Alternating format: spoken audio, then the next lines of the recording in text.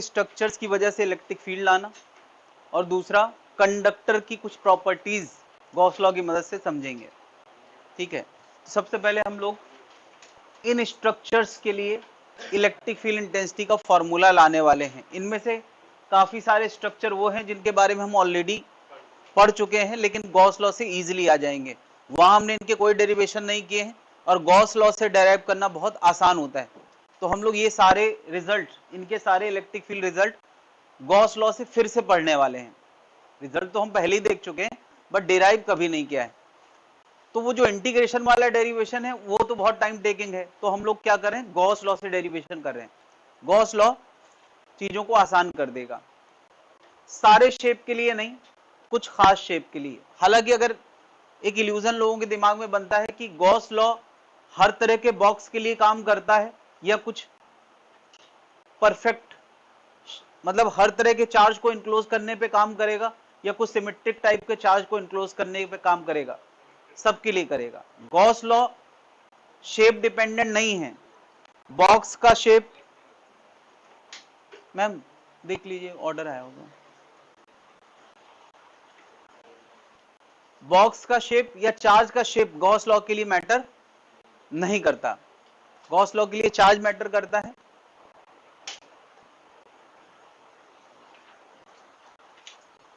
Hello,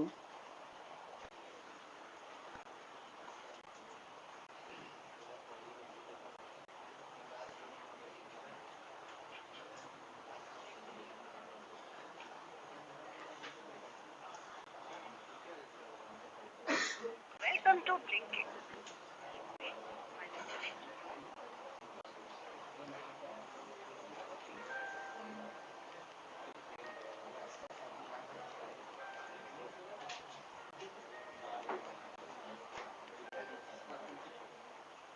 एक point charge की electric field already हम लोग पढ़ चुके हैं।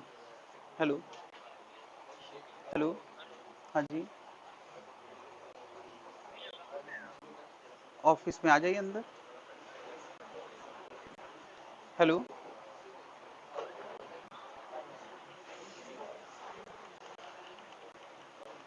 बता, एक क्यू का पॉइंट चार्ज है, उसकी वजह से आर डिस्टेंस पे इलेक्ट्रिक फील्ड क्या होती है? हाँ, के क्यू बाई आर स्क्वायर हमें ऑलरेडी पता है, लेकिन अभी हम लोग स्टेप समझने के लिए यहाँ गॉस लॉ लगा रहे हैं, ताकि हमें पहले ये समझ में आए कि गॉस लॉ इलेक्ट्रिक फील्ड लाने में कैसे हेल्प करता है। ठीक है, तो इसका सबसे पहला तरीका, पहला चीज क्या है कि हमें उस चार्ज को किसी बॉक्स में बंद करना होता है, और बॉक्स ऐसा चुनेंगे जिसके लिए मैथ्स लगाना आसान हो। इसका ये मतलब नहीं कि गॉस लॉ ऐसे ही शेप के लिए काम करता है, गॉस लॉ सबके लिए काम करता है, मगर हम सबके लिए मैथ्स लगा नहीं पाएंगे। तो हम बताओ, एक पॉइंट चार्ज को कैसे शेप से बंद करें? किससे बंद करना आसान है? स्फीयर से। अभी इस चार्ज की वजह से किसी पी पॉइंट पे हमें इलेक्ट्रिक फील्ड लाना है, एक जनरल आर दूरी पे, तो हम पी से होता हुआ क्या मानेंगे? एक गॉसियन सरफेस। यानी सबसे पहले हमें एक स्फीयर मानना है, यानी पहला काम हमें एक गॉसियन सरफेस कंसीडर करना है। लिखा हुआ है, ठीक है। कहां से होती हुई? जहां पर इलेक्ट्रिक फील्ड लाना है वहां से होती हुई गॉसियन सरफेस।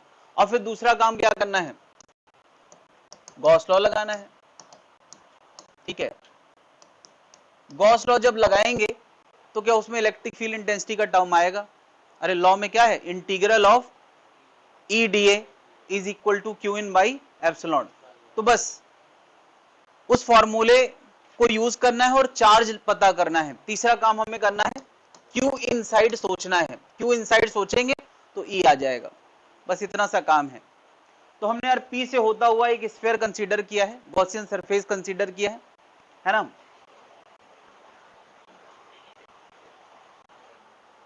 क्या बता, इसके लिए हम गॉस लॉ लगा रहे हैं। गॉस लॉ क्या है? अप्लाई, क्या है? E D A is equal to Q in by epsilon. ये तो देखा हम लोग इतना भारी भरकम टर्म लिख देते हैं, लेकिन इसकी हमेशा जरूरत नहीं होती है। हमें पता है डॉट प्रोडक्ट जब ओपन होता है तो क्या आता है, E D A cos theta is equal to Q in by epsilon naught. अब मुझे बताएं, क्या हर जगह एरिया वेक्टर और इलेक्ट्रिक फील्ड 0 डिग्री पे होगी कि नहीं? हम कम से कम इलेक्ट्रिक फील्ड लाइन से जानते हैं कि वो हमेशा रेडियली आउटवर्ड होती है। तो इलेक्ट्रिक फील्ड और एरिया के बीच में कितना एंगल है, 0 डिग्री एंगल है। तो थीटा हम 0 डिग्री लिख देंगे। कॉस 0 कितना हो गया, 1। अच्छा, क्या ऐसे आर दूरी पे स्फीयर का हर पॉइंट है तो हर पॉइंट पे इलेक्ट्रिक फील्ड एक जैसी होगी या अलग अलग? एक जैसी। तो इंटीग्रेशन के हम बाहर ई लिख सकते हैं कि नहीं, है ना? अब एक जैसी है तभी हम फॉर्मूला भी निकाल पाएंगे, है ना? Is equal to Q in. Q in कितना है, कैपिटल क्यू बाई एप्सिलॉन। देखो ये सारे छोटे छोटे एरिया का सम पूरे स्फीयर के लिए निकालेंगे तो पूरे स्फीयर के लिए एरिया का सम कितना आएगा? हाँ, सबको पता है कितना आएगा, 4 पाई आर स्क्वायर। खैर, ये सब तमाशा करने की हर बार जरूरत नहीं है, ये तुम्हें समझ में आ गया है। करना आखिरकार वही पड़ता है, ई इंटू एरिया कॉस 0। तो ई इंटू एरिया कितना, 4 पाई आर स्क्वायर। बस इतनी सी बात है, ये सब केवल लाइनें भरने के लिए है। बराबर कितना आ गया, क्यू बाई एप्सिलॉन। तो बताओ ई इक्वल टू कितना आ गया, ई आ गया 1 by 4 pi epsilon Q by R square.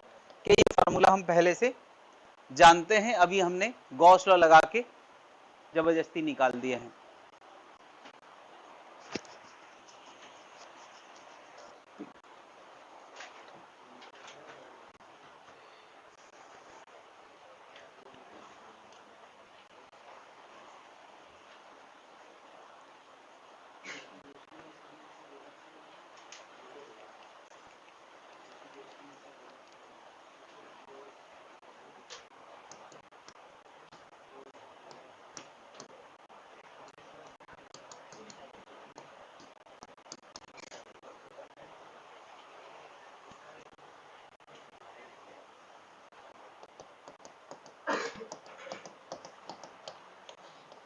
क्या ये नोटेड है ना पहले से? तो क्या नोट करने में लगे हुए, सब तो लिखा है ये। हाँ, सब तो लिखा है भाई। एक स्फेरिकल शेल की वजह से इलेक्ट्रिक फील्ड हम कहां कहां लाना चाहेंगे? दो रीजन है, एक बाहर का कोई रीजन एट पी आउटसाइड और एक अंदर का कोई रीजन एट एम इनसाइड। तो हम पूरी लाइन लिखें, या हम ऐसे भी बता सकते हैं कि इसका खुद का रेडियस कैपिटल आर है, पी पॉइंट इतनी दूरी पे है कि उसका आर कैपिटल आर से ज्यादा है, और एम पॉइंट इतनी दूरी पे है कि उसका जनरल आर कैपिटल आर से कम है। इन दो जगहों पे हमें इलेक्ट्रिक फील्ड लाना है। तो जब भी हमें दो जगहों पे इलेक्ट्रिक फील्ड लाना है तो हमें दो गॉसियन सरफेस बनाना चाहिए। हमें पी पे इलेक्ट्रिक फील्ड लाना है तो पी से गॉसियन सरफेस, और एम पे बनाना है तो पी से होती हुई हमने एक गॉसियन सरफेस बनाई है, और उसके लिए हम लॉ लगाने वाले हैं। ये एक स्फीयर है, क्यू चार्ज और आर रेडियस का, ठीक है। चाहे वो शेल हो या कंडक्टिंग सॉलिड स्फीयर हो, चार्ज हमेशा कहां रहता है, सरफेस पे रहता है। तो दोनों की कहानी एक ही जैसी है, चार्ज सारा कहां है, सरफेस पे है, और कितना है, क्यू चार्ज है, ठीक है। हमने इस पूरे चार्ज को एक डब्बे से बंद किया है, बराबर दूरी वाले डब्बे से। स्फीयर लेना हमेशा फायदेमंद है, क्यों? क्योंकि यार सब जगह ये एक जैसा होगा, इंटीग्रेशन के बाहर आ जाएगा और एंगल कितना होगा, 0। तो बता यार, अब गॉस लॉ लगाते हैं, इसके लिए गॉस लॉ लगाते हैं। गॉस लॉ में लेफ्ट साइड होता है फ्लक्स इनक्लोज्ड, राइट साइड होता है क्यू इन बाई एप्सिलॉन। तो क्यू इन कितना है, इसका चार्ज क्यू। लेफ्ट साइड आया था ई इंटू एरिया, स्फीयर का एरिया कितना, तो यार ई का आंसर आ गया 1 by 4 pi epsilon Q by R square. सब कुछ वैसा ही है, तुम चाहो तो और ज्यादा स्टेप लिख दो, वरना इतना लिखोगे तो भी चलेगा। यहां अलग बात क्या है, अगर मैं एम से होती हुई एक गॉसियन सरफेस बनाऊंगा, तो फिर से यार हम गॉस लॉ लगाएंगे, E इंटू 4πr² फिर से लिखेंगे। लेफ्ट साइड वाला काम वो हमने फिर से कर दिया है, लेकिन बता क्यू इन कितना है यहां पर। बता इस गोले के अंदर चार्ज है क्या? सारा का सारा चार्ज कहां रहता है? सरफेस पे। तो इस गोले के अंदर कोई चार्ज नहीं, और कोई चार्ज नहीं है मतलब क्यू इन कितना हो गया? 0। तो ई का आंसर कितना आ गया? 0। क्या बात समझ में आ रही है? हम लोगों ने पिछली क्लास में ये सीधे सीधे लिख लिया था, अभी हमारे पास थोड़ा सा एक्सप्लेनेशन है लॉ के जरिए। फिर इसका ग्राफ भी बनाया था, किसी को याद है? अंदर और बाहर के लिए फिर से बनाना चाहेंगे क्या? फिर से बनाना चाहेंगे? ना बनाओ यार, यहाँ पे हम लोग इसी पे फोकस करें। ग्राफ तो बना ही चुके ना यार, मैं बना देता हूं। क्या होगा बताओ? अंदर के हर पॉइंट पे 0 और बाहर के पॉइंट पे ऐसा रेक्टेंगुलर हाइपरबोला। याद आ गया भाई? ठीक। तो हम लोग यार पॉइंट चार्ज के लिए निकाल दिया, शेल के निकाल दिया, और अब हम करने वाले हैं सॉलिड स्फीयर के लिए। Solid non conducting sphere, solid non conducting sphere, ये एक सॉलिड नॉन कंडक्टिंग स्फीयर है, और दो जगहों पे हम इलेक्ट्रिक फील्ड की बात करने वाले हैं। कहां कहां? बाहर के किसी P पॉइंट पे आउटसाइड, और अंदर के किसी M पॉइंट पे इनसाइड। अब दो जगह अगर हमने फील्ड लाना है तो दो जगह हमें गॉसियन सरफेस भी बनाना पड़ेगी। तो एक गॉसियन सरफेस बाहर बनाई है और एक अंदर बनाई है। बाहर वाले के लिए गॉस लॉ लगाएंगे, बाहर वाले के लिए इस स्फीयर के लिए गॉस लॉ लगाएंगे। तो बता यार क्या लिखना है left side? Flux enclosed E into 4πr² is equal to Q in by epsilon. कितना चार्ज इस बॉक्स के अंदर बंद है? हाँ, क्यू बंद है, तो ई का आंसर आएगा 1/4πε क्यू बाई r²। फिर से यार वही आ गया, बार बार क्यों? समझ में आ गया यार? अंदर के लिए हमें गॉसियन सरफेस M से होती हुई बनाना है, ये थोड़ा सा काम मेहनत का है। क्या M से होती हुई गॉसियन सरफेस बनाना है? लेफ्ट साइड क्या लिखें? E इंटू 4πr² बराबर Q in by epsilon. Q in क्या आएगा, इस पे हमें थोड़ा सोचना है। मतलब क्यू इन हमेशा होता है गॉसियन के अंदर वाला चार्ज। तो गॉसियन के अंदर जो चार्ज है वो पूरा चार्ज है क्या? हमने जो क्यू चार्ज दिया है पूरे स्फीयर को दिया है, यहां तक पूरे स्फीयर को, तो इसके अंदर जो चार्ज होगा वो उससे कम होगा। कैसे ला सकते हैं? यस, क्यू इन होगा रो इंटू वी इनसाइड, उसके अंदर का वॉल्यूम।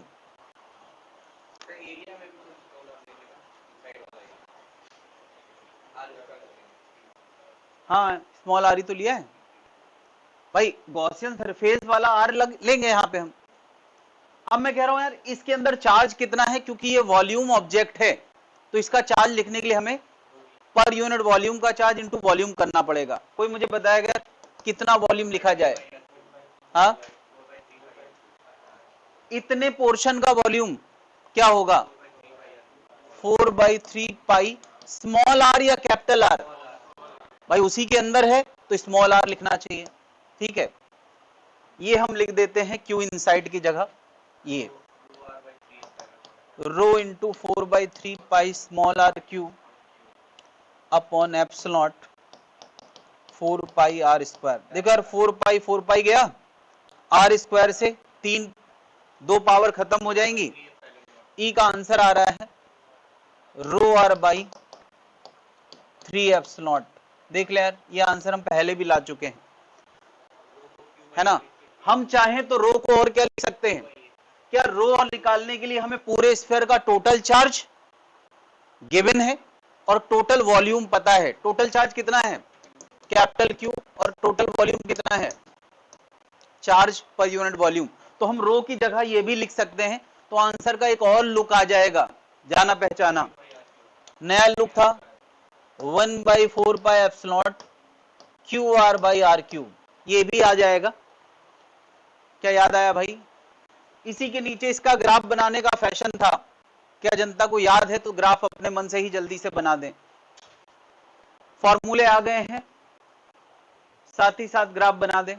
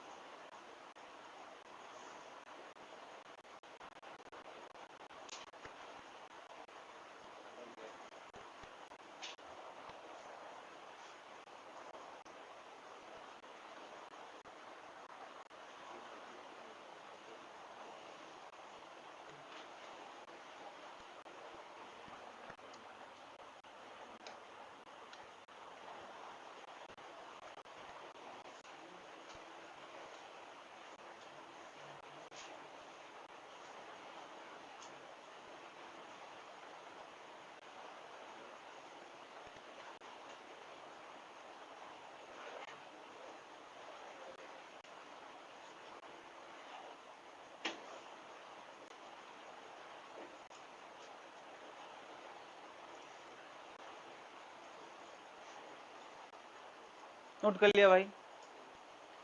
ग्राफ बना लिया है। ग्राफ अब मैं क्या चेक करूं यार? तुम लोग बना ही चुके हो पहले, ना चेक करूं तो बनाओगे ही नहीं। ठीक ठीक ठीक। ये यहां टच करता है कि नहीं? हाँ, पता नहीं, ऑप्शन नहीं तो करता है या नहीं?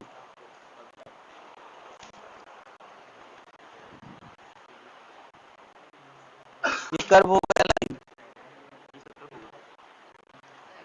देखो जरा कैसे, किस आधार पे? आधार क्या है इसके पीछे?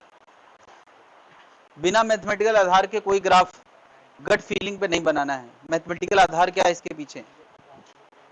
मैथमेटिकल आधार ये है कि अंदर का फॉर्मूला है रो स्मॉल आर लिखो। ये आर पाई जैसा क्यों बना रहे हो? पाई 3 एप्सिलॉन। तो ई आर के प्रोपोर्शनल है ना डायरेक्टली। ठीक ठीक ठीक। टच कर रहा है कि नहीं? हाँ भाई। तो देखो अंदर के लिए हमें कहां देखना है, इसमें या इसमें? तो हमें क्या समझ में आ रहा है कि इलेक्ट्रिक फील्ड आर के डायरेक्टली प्रोपोर्शनल है। और डायरेक्टली प्रोपोर्शनल मतलब लाइन ग्राफ, और फिर उसके बाद हमेशा वाला ग्राफ है, घटता हुआ है ऐसा। कितने लोगों ने बना लिया है? ये तो बनाने चाहिए दोबारा। मैं क्यों बता रहा हूं? मैं तो खुद ही डाउट कर रहा हूं अपने आप पे कि क्यों बताना पड़ रहा है। क्लियर है भाई?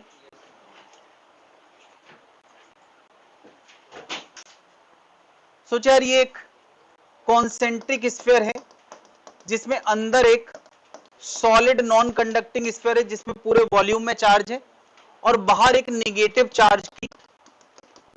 चार्ज की शेल इसको ढकने के लिए बना दी गई है। इसका खुद का रेडियस r1 है और इसका रेडियस r2 है। तो अब कितने रीजन है डिस्कस करने के लिए? यार एक रीजन सबसे बाहर जो R2 से भी बड़ा है, एक रीजन R1 और R2 के बीच का, और एक सबसे अंदर का रीजन जो R1 से भी छोटा है। 3 रीजन पे हमें जल्दी से इलेक्ट्रिक फील्ड लिखना है। जल्दी से मतलब जल्दी से गॉस लॉ सोचो, क्यू इन सोचो और आंसर लिख दो। बल्कि पीछे की मदद ले सकते हो, अभी हमने कुछ काम तो कर ही रखा है। हमें 3 गॉसियन सरफेस बनाना है। एक P से होती हुई, कॉपी पे कर लें, M से होती हुई, N से होती हुई, जल्दी से P से। बस जस्ट एक नए क्वेश्चन को हैंडल करने के लिए, अगर सोचो कि कोई यहां तक तुमसे कराई दे। ध्यान दे जरा, इसमें प्लस क्यू चार्ज है या रो की सरफेस चार्ज डेंसिटी है, और इसमें माइनस क्यू चार्ज है। ध्यान रखना यार, plus Q minus Q. Copy पे कर लें, उस पे नहीं दिया है।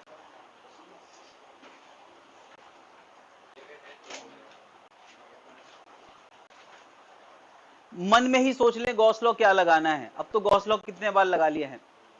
क्या मैं मदद करूं? हाँ, बस ये यही सुनना चाह रहा था। करो फिर। हाँ इक्वल हैं दोनों, प्लस माइनस इक्वल हैं।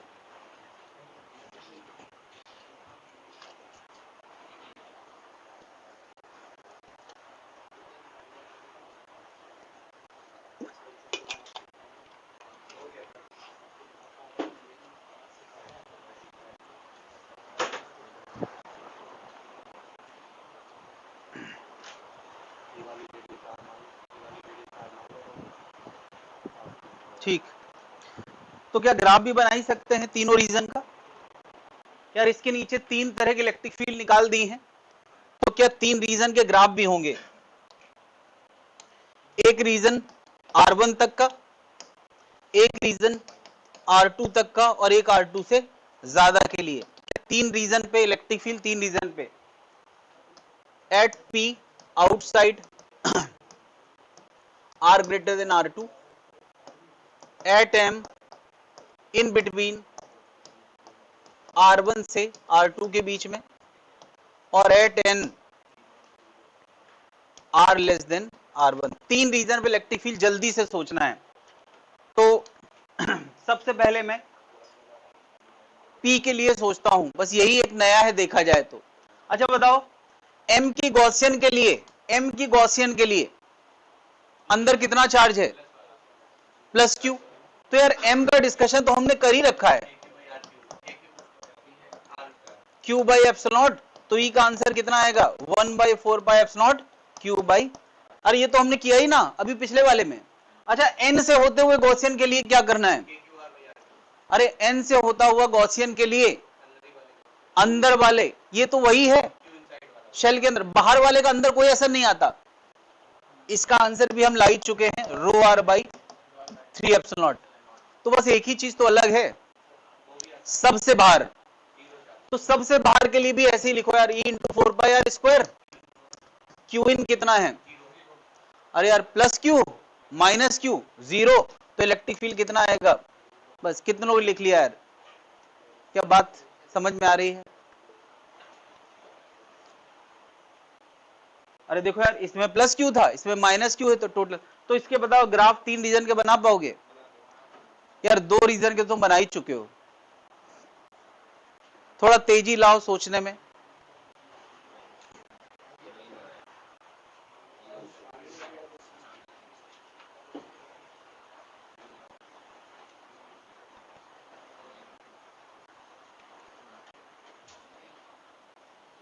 दो रीजन पे हम सोच ही चुके हैं। बताओ सबसे अंदर के लिए वहां देखो, ऐसा ग्राफ बनेगा सबसे अंदर का। फिर यहां देखो घटता हुआ बनेगा, और फिर क्या हो जाएगा? 0। ये छुएगा नहीं भाई नीचे, क्योंकि R2 पर इलेक्ट्रिक फील्ड 0 नहीं हो जाएगी। ये तीन रीजन का ग्राफ बनेगा। क्या ये जस्टिफाई, अभी तुम समझ पा रहे हो गॉस लॉ कैसे अप्लाई करना है?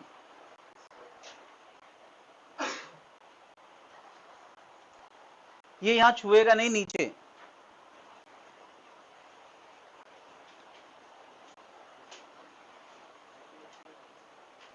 कोई दिक्कत है भाई लोग?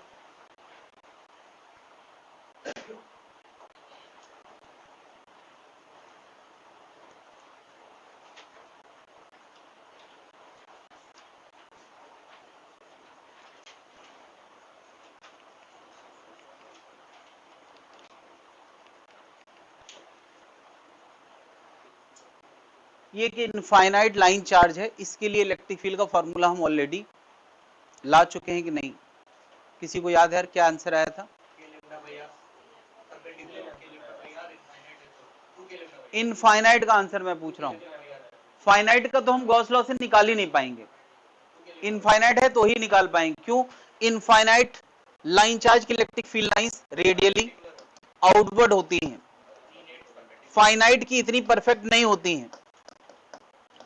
तो बता यार, अगर रेडियली आउटवर्ड है तो इस चार्ज को हम कैसे डब्बे से बंद करें जिसके लिए गॉस लॉ लगाना सबसे आसान हो? बिल्कुल, इसके लिए डब्बा हमें चुनना चाहिए सिलेंड्रिकल। सिलेंड्रिकल डब्बे में अच्छी बात क्या है कि यार सारी इलेक्ट्रिक फील्ड लाइन जब इसको टकराएंगी तो रेडियल डायरेक्शन में टकराएंगी। यानी हम कह सकते हैं कि जिसको इलेक्ट्रिक फील्ड लाइंस टकराएंगी वो एरिया वेक्टर के साथ कितना एंगल रखेंगी? तो अगर हर जगह का एरिया वेक्टर और इलेक्ट्रिक फील्ड दोनों आपस में कितने डिग्री पे होंगी? 0 डिग्री। कहीं भी तुम एक पॉइंट मानोगे तो एरिया और इलेक्ट्रिक फील्ड 0 डिग्री पे होंगे, पहली बात। दूसरी बात क्या बताओ? अच्छा, ये सब दिमाग में रख के हमें गॉसियन सरफेस मानना है, और क्या सेम होना चाहिए? क्या बताओ? सिलेंडर इस लाइन को सेंटर से अगर पास कराया गया तो सिलेंडर के हर पॉइंट पर इलेक्ट्रिक फील्ड एक जैसी होगी, यानी ई सेम भी है और थीटा जीरो भी है। और फायदा क्या होगा इसका कि जब हम गॉस लॉ लगाएंगे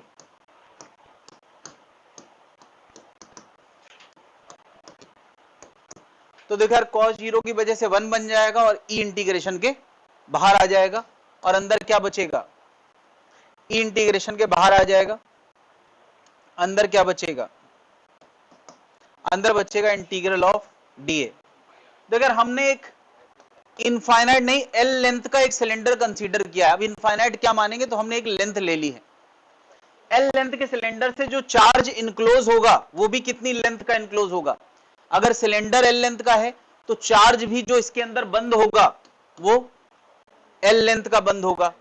अच्छा एक और बात, क्या इस डब्बे के ढक्कन को लाइनें टकराएंगी, डब्बे के बेस को लाइनें टकराएंगी क्या, लाइनें केवल कर्व सरफेस पे टकराना है।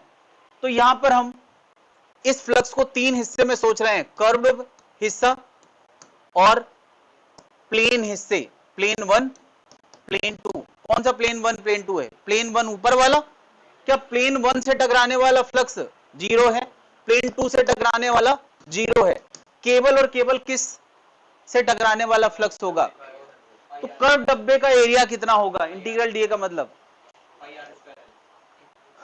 कर्व्ड डब्बे का, ये तो डायमेंशनली ही गलत है, R square metre square into length metre cube हो गया।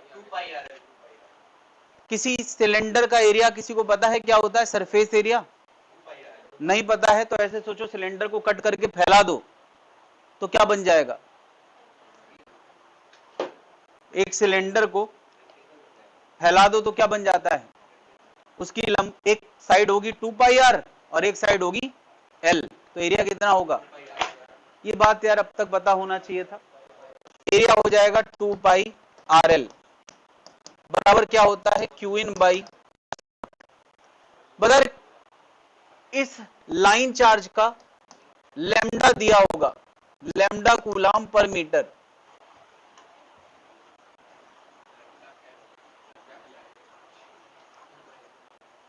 लैम्डा कूलाम पर मीटर दिया है। तो बताओ यार जितना चार्ज हमने इसके डब्बे के अंदर बंद किया है वो कितना हो गया, अरे यार लैम्डा पर कूलाम का चार्ज है तो एल लेंथ का चार्ज कितना हो जाएगा, lambda L by epsilon naught, lambda L by epsilon naught, L L क्या, ई का आंसर आ रहा है 1/2 epsilon naught lambda by are.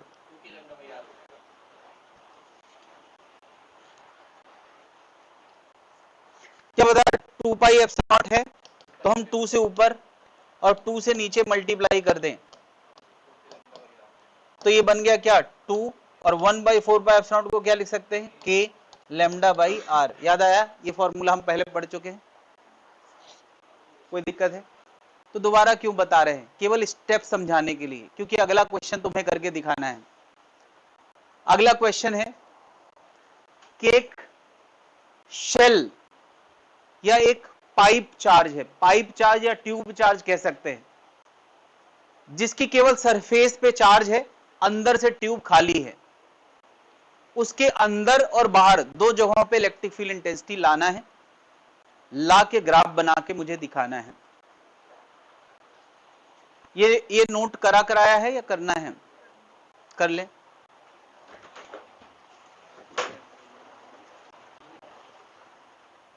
कल टेस्ट देने कितने लोग आए थे,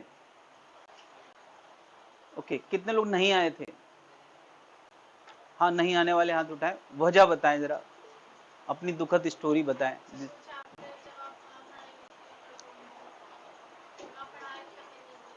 अच्छा आद्या, रिफत, फेयर आंसर, हाँ हाँ तो करना तो पड़ेगा ना डेडलाइन में, क्या नीट वाला एग्जाम की डेट हम लोग बदल सकते हैं, नहीं जैसी हालत होगी वैसी हालत में हमें जाना पड़ेगा, तबीयत थोड़ा बहुत खराब होगी तो भी। हाँ भाई अपना कारण एक्सप्लेन करें। हाँ क्या रहता है एमडब्ल्यू, मीटिंग्स विद द, अभी लोगों को अपॉइंटमेंट दे रखा है। देखो यार, टेस्ट से पता चलता है कि हम कहाँ हैं। हमें अपने अंदर से लग रहा है कि हम सबको सही जा रहा है, उससे कुछ नहीं पता चलता है, वो केवल इल्यूजन होता है ना। सच्चाई कहां से पता चलेगी कि हमें आता सब कुछ है लेकिन हम टेस्ट में नहीं परफॉर्म कर पा रहे, तो क्या इतने से चलेगा?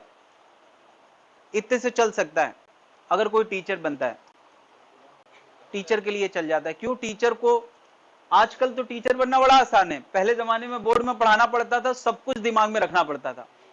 अभी क्या है, इसमें पहले सब लिखा हुआ है आधे से ज्यादा, बड़ा आसान है, बस समझाओ निकल जाओ।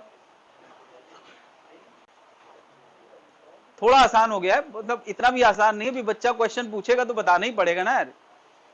हाँ, नहीं तो तुम कह दो कि वो चैट जीपीटी कर लो, ये कर लो, वो कर लो। ये भी है आज के जमाने में कि क्या मेरे से पूछ रहे हो, चैट जीपीटी कर लो। हाँ भाई, अरे मैं पूछा था टेस्ट क्यों नहीं दिया? टेस्ट और किसने नहीं दिया? तुमने दिया टेस्ट? टेस्ट देना यार सबको। और इसको इनकरेज करने के लिए पिछली टेस्ट में मैं बता दूं सबसे ज्यादा स्कोर आया है 180। तो दो फर्स्ट एंड सेकंड के लिए मैंने कुछ मंगाया है, तो इनके लिए क्लैप कर सकते हैं। हालांकि ये कोई मंजिल नहीं है, बट हाँ मेरे लिए, मैंने इतने सारे टेस्ट लिए हैं तो फुल मार्क्स इससे पहले नहीं आए हैं। क्यों दुखी हो रही हूँ? तो वो मिल जाएगा, इसकी खुशी मना लो थोड़ी देर के लिए। मैम एक फोटो ले लीजिए। एक बार फिर से दे दूं? चलो उधर से ले लो। टेस्ट देंगे जो उनके लिए हैं।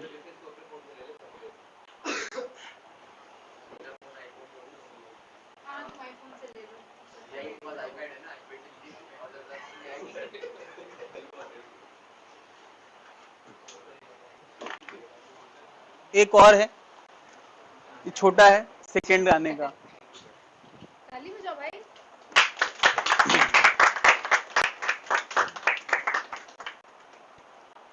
तो कोशिश करें बड़े के लिए, शायद छोटा ही हाथ लग जाए।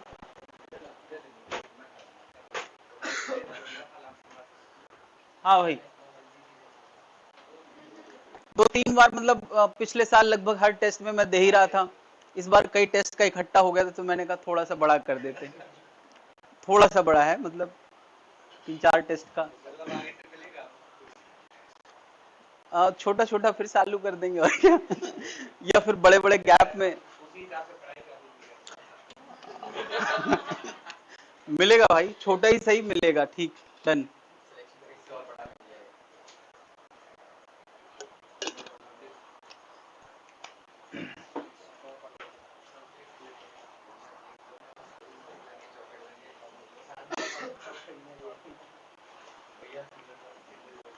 हाँ भाई, ग्राफ इसके नीचे किसी इसका इसके नीचे का ग्राफ तो बना ही सकते हो भाई। कैसा बनेगा बताओ? ई वर्सेस आर ग्राफ कैसा बना है दिखाओ। नहीं, बना दो, अपनी भावनाओं को कॉपी पे उतारो।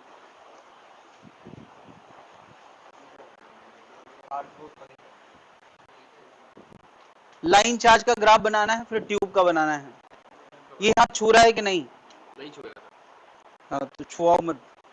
सर वो तो नीचे आ रही आएगा ना, इसमें स्क्वायर कहाँ आ रहा है? स्क्वायर कहाँ है?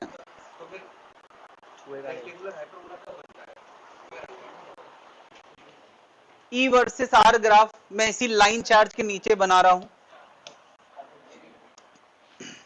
कैसा बनेगा? बता रही, ये फॉर्मूला है। आर अगर 0 को टेंड करेगा तो बहुत लार्ज वैल्यू होगी, और जैसे जैसे हम आर बड़ा करते जाएंगे तो ई घटता जाएगा।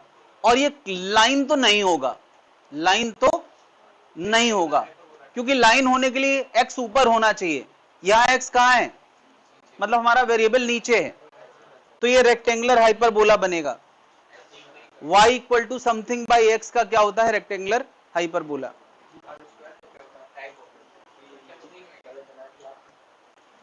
ये आगे इनफाइनाइट में टच करेगा और ये ऊपर इनफाइनाइट में टच करेगा।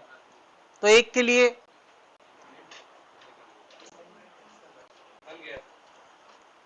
अगला डिस्कशन, एक ट्यूब है यार, ट्यूब है तो यहां से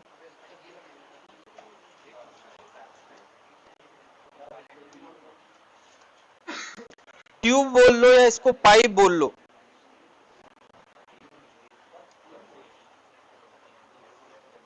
ये पतला सा ट्यूब है जिसके केवल बाहर बाहर चार्ज की एक लेयर है, ऐसा। Can you imagine? अंदर से खाली है भाई, ये पाइप है, ये पाइप, ये माइनस इनफाइनाइट से लेके प्लस इनफाइनाइट तक जाने वाला एक पाइप है जिसमें ऊपर से लेके नीचे तक उसकी सरफेस में चार्ज है केवल। और जब भी ऐसी चीज होती है जिसमें सरफेस इन्वॉल्व होती है तो चार्ज देने का तरीका क्या होता है आमतौर पे? Sigma coulomb per metre square, याद है यार, सरफेस चार्ज डेंसिटी। लेकिन क्या पाइप एक लंबाई वाला ऑब्जेक्ट भी तो है?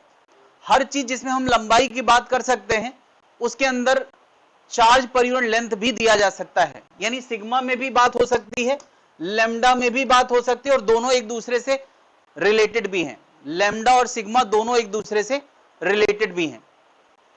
तो हमारे पास जिसमें आंसर लाना अच्छा लगे उसमें लाओ, जिसमें अच्छा लगे उसमें लाओ, और बाद में इन दोनों को कन्वर्जन का तरीका भी समझ लो। कल को शायद आंसर तुम लेमडा में याद रख के जाओ और ऑप्शन में सिग्मा में आ गया, तब तो तुम्हें लेमडा और सिग्मा में रिलेशन भी समझना पड़ेगा। ठीक है, कहां कहां फील्ड लाना है, इसका खुद का रेडियस कैपिटल आर मान लेते हैं हम। 3 जगहों पे इलेक्ट्रिक फील्ड की बात करेंगे, at P outside, at M inside. 2 जगहों पे इलेक्ट्रिक फील्ड की बात करेंगे, पाइप के अंदर, पाइप के बाहर। 2 जगहों पे इलेक्ट्रिक फील्ड की बात करना है। ठीक है, सारे स्टेप करना है यार। कितने स्टेप? ई के फॉर्मूले लाना है अंदर बाहर, ग्राफ बनाना है, और लेमडा और सिग्मा में रिलेशन लाना है। 3 काम ट्राई करें, उसके बाद मैं बताऊंगा।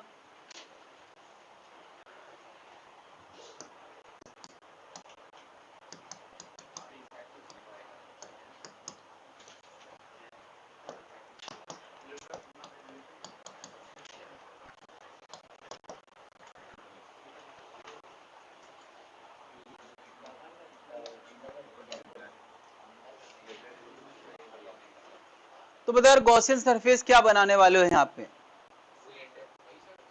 सिलेंड्रिकल ही बनाना चाहिए, क्योंकि ये चार्ज सिलेंड्रिकल है तो इसकी electric field lines radially outward होंगी। इसकी electric field lines radially outward है, तो हमें इसका भी सिलेंड्रिकल गॉसियन सरफेस बनाना चाहिए, ऐसा। तो यार पी से होता हुआ हमें एक सिलेंडर बनाना चाहिए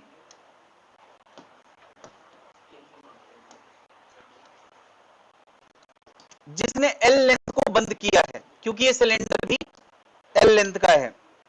एल लेंथ को इसने बंद किया है, और एक सिलेंडर एम से होता हुआ बनाना पड़ेगा। उसके लिए भी गॉस लॉ लगाना है, 2 बार गॉस लॉ लगाना है। एक बार पी से होता हुआ सिलेंडर तो पी की फील्ड देगा बाहर की, और एक बार एम से होता हुआ तो अंदर का डिस्कशन हो जाएगा। यार एक पॉइंट बाहर का डिस्कस करने का मतलब ये नहीं कि एक पॉइंट की कहानी है, ये बाहर के हर पॉइंट का जवाब दे रहा है, और एम का कहानी अंदर के हर पॉइंट का जवाब दे रहा है। किसी का हुआ है तो दिखाए।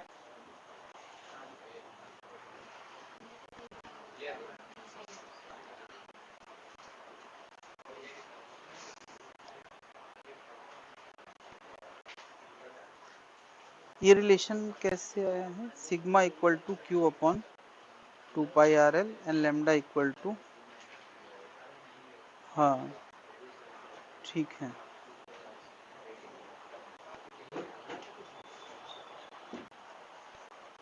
हेलो, हाँ आए, आए हैं क्या? बोलो।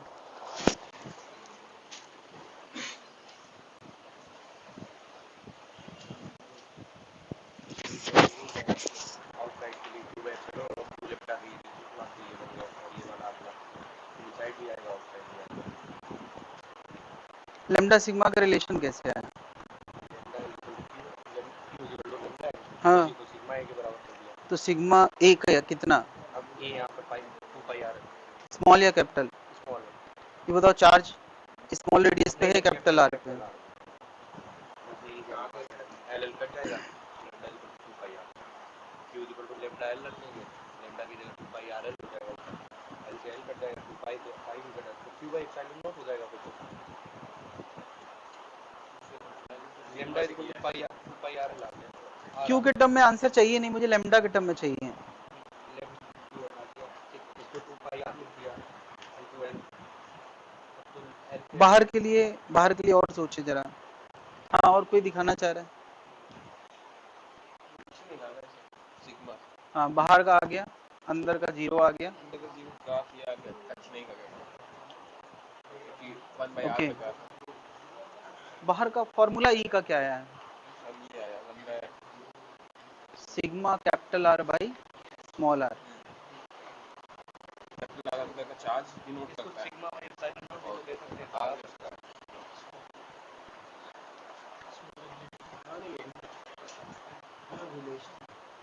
ये स्मॉल आर क्यों? चार्ज तो स्मॉल आर में है ही नहीं, स्मॉल चार्ज तो कैपिटल आर में है ना, तो चार्ज सिग्मा और लेमडा का जब रिलेशन आएगा तो वो कैपिटल आर इन्वॉल्व होगा।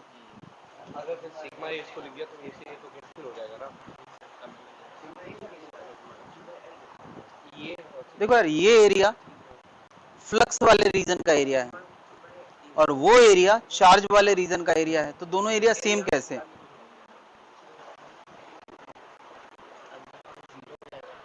हाँ ठीक, बिल्कुल सेम।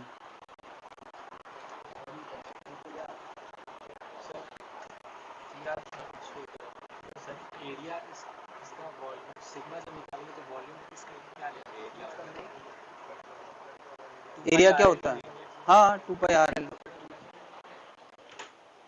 देखो यार, बाहर के किसी पॉइंट के लिए हमें ई into area Q in by epsilon not लगाना है, सबसे आसान। तो इलेक्ट्रिक फील्ड हमें लाना है जो कि सब जगह एक जैसा है, और जिस जगह पर इलेक्ट्रिक फील्ड लाना है, ये डब्बे के लिए लिखा जाता है ना, डब्बे के लिए, तो उसका रेडियस कितना है, स्मॉल आर या कैपिटल आर? यार पी पॉइंट कितना दूर है? हम जनरल दूरी स्मॉल आर लिखते हैं, चाहे बाहर हो चाहे अंदर हो। तो ई इंटू क्या आएगा, 2 पाई स्मॉल आर एल। ये डब्बे का एरिया है, ध्यान रखना, ये डब्बे का एरिया है। क्यू इनसाइड, देखो यार, क्यू इनसाइड इजी तरीके से सोचो, क्या ये एल लेंथ के अंदर, एल लेंथ के अंदर कितना चार्ज है वो लेमडा एल से लिखना सबसे आसान है। तो हम यहां लिख देते हैं lambda L by epsilon naught, L L cut गया, ई का आंसर आएगा 1/2 pi epsilon naught lambda by R, जो कि आया था 2k लेमडा बाई, अरे जैसे अभी लाइन चार्ज का था वही होगा, यहां कुछ अलग है ही नहीं।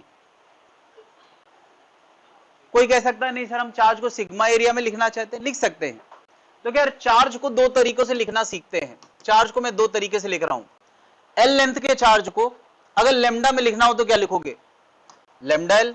सिग्मा में लिखना हो तो क्या लिखोगे, सिग्मा में लिखना हो तो सिग्मा इंटू एरिया लिखोगे। तो पाइप का एरिया कोई पता है कितना होगा, पाइप का एरिया कितना होगा, 2 पाई कैपिटल आर एल। अरे पाइप का एरिया लिखना पड़ेगा ना, एल से एल कैंसिल, तो लेमडा की जगह हम sigma into 2 pi capital are लिख सकते हैं, ये रिलेशन है। तुम चाहो तो इस लुक में आंसर लिखो, तुम चाहो तो इस लुक में आंसर लिखो।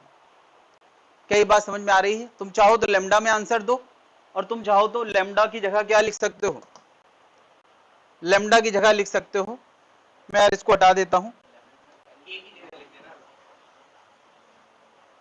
तुम चाहो तो लेमडा की जगह लिख सकते हो sigma into 2 pi capital R by small R. ये कितना आ रहा है, sigma capital R by epsilon small R. ये भी आंसर का लुक हो सकता है, बट ये बिल्कुल कभी नहीं देखा गया है। ऐसी बहुत सारी चीजें हैं फिजिक्स में जो इधर उधर हैं, अनटच्ड हैं, कभी भी पूछी जा सकती हैं। तो तुम्हें यार जो मेन फॉर्मूला है वो याद रहता है, बल्कि ऐसे नहीं 2k लेमडा बाई आर याद रहता है, अरे 2k k 1/4 पे एप्सिलॉन होता है, तो ये तो याद आ ही जाएगा। अंदर के लिए फील्ड क्या होगी, तो यार अंदर के लिए फिर से गॉस लॉ लगाते हैं, E इंटू ए बराबर होता है Q inside by epsilon not. बदर इस डब्बे जो कि पाइप के अंदर है, ये डब्बा जो कि पाइप के अंदर है, उसके अंदर चार्ज है क्या? अरे चार्ज तो पाइप में था ना, तो इसके अंदर चार्ज क्या है? 0। तो ई का आंसर कितना आ गया? 0। क्या बात समझ पा रहे हैं? तो ग्राफ कैसा बनेगा यार? ग्राफ दो रीजन में बनेगा, पहले तो ये क्लियर कर लें। हम एक तो कैपिटल आर तक का ग्राफ बनाएंगे, सरफेस तक का ग्राफ, उसके लिए हमें यहां देखना है, और उसके बाहर के लिए ग्राफ यहां देखना है। तो बता अंदर अगर दूरी कम है तो इलेक्ट्रिक फील्ड कितना है? 0। और दूरी अगर ज्यादा है तो इलेक्ट्रिक फील्ड रेक्टेंगुलर हाइपरबोला। कोई दिक्कत है भाई लोग? कितने लोगों ने बना लिया है ये ग्राफ? तो इसका भी बड़ा भाई आने वाला है। और अब हम फिर से 3 चीजें उम्मीद करेंगे। देखिए जरा, ये पाइप था, तो अब क्या आने वाला है? Solid rod. उसको पाइप ना कहें, एक इंसुलेटिंग सॉलिड रॉड है, इंसुलेटिंग सॉलिड रॉड है। इसमें पूरे वॉल्यूम में चार्ज है, पूरे वॉल्यूम में चार्ज है। और इसकी वजह से हमें कहां कहां, एक बाहर के पॉइंट पे गॉसियन सरफेस मानना है, एक अंदर गॉसियन सरफेस मानना है। यानी एक पी पे इलेक्ट्रिक फील्ड लाना है, एक एम पे इलेक्ट्रिक फील्ड लाना है, दो जगहों के लिए। और एक और चीज, ये 3D चार्ज है या 2D चार्ज है? ये वॉल्यूम चार्ज है या सरफेस चार्ज है? तो यार इसका चार्ज रो कूलम पर मीटर क्यूब में दिया जा सकता है। और साथ ही साथ ये लंबाई वाली चीज है, तो इसमें हम charge lambda coulomb per metre में भी दे सकते हैं। तो आंसर लैम्डा और रो दोनों में लिखे जा सकते हैं, दोनों का अपना रिलेशन होगा। तो तुम्हें यार बहुत सारी चीजें सोचना है। एक तो रिलेशन सोचना है लैम्डा एंड रो में, इसके अलावा एट पी आउटसाइड वाली गॉसियन सरफेस डील करना है ना, और at M inside R less than R वाली गॉसियन सरफेस डील करना है। जिसका हो जाए बुला के दिखाए। और इतना ही नहीं, अभी और सुनो, इसके नीचे हमें ग्राफ भी बनाना है। यस, हाँ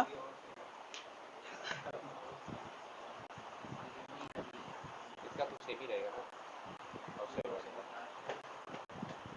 अगर रो ठीक के साथ रिलेशन लेंगे तो और एक ठीक ठीक। रिलेशन कहाँ है? बना देना, तो सेम ही रहेगा, वो तो सोच के अरे ताजा ताजा बनाओ, अभी देखें कैसे आता है।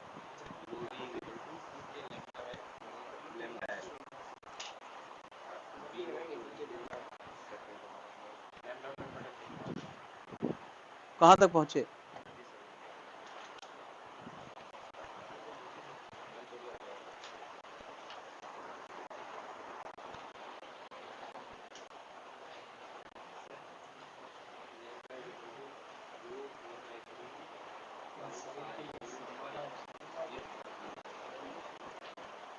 ये बताओ यार, ये वॉल्यूम ऑब्जेक्ट है तो सिग्मा की बातें क्यों कर रहे हो?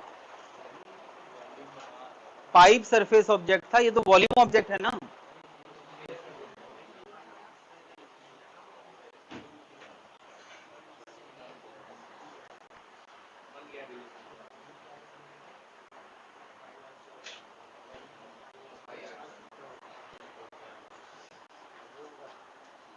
ठीक है, बाहर आ गया। अब अंदर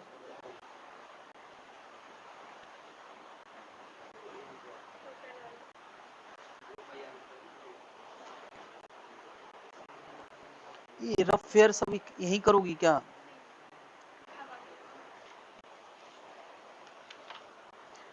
यहाँ केवल इस पे फोकस करो कि हम साथ में प्रैक्टिस कर पा रहे हैं कि नहीं। नोट्स वोट्स बनाने के चक्कर में ज्यादा मत पड़ो यार।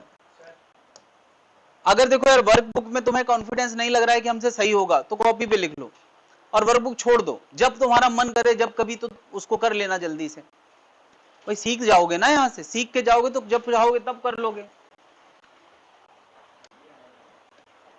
हाँ, कोई दिखाना चाहते हैं?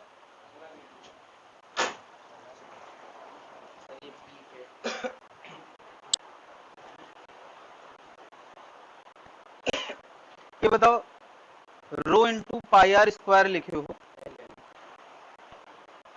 तो आर स्मॉल क्यों लिखे हो? क्या इस गॉसियन सरफेस पे चार्ज है या पाइप में चार्ज है? ये रिलेशन में पाई आर स्क्वायर और यहाँ पर आगे तक ये रो आर बाई नया वाला पाई आर स्क्वायर है एल पे दिया लेफ्ट रो आर पाई आर ठीक ठीक।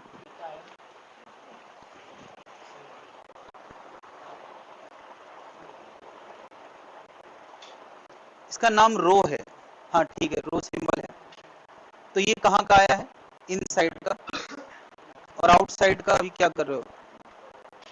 ये इंडिकेशन का लगाया हुआ है यार। वॉल्यूम तो पूरा ही है, इसमें इंटीग्रेशन क्या करना है? यूनिफॉर्म चार्ज है। हो गया?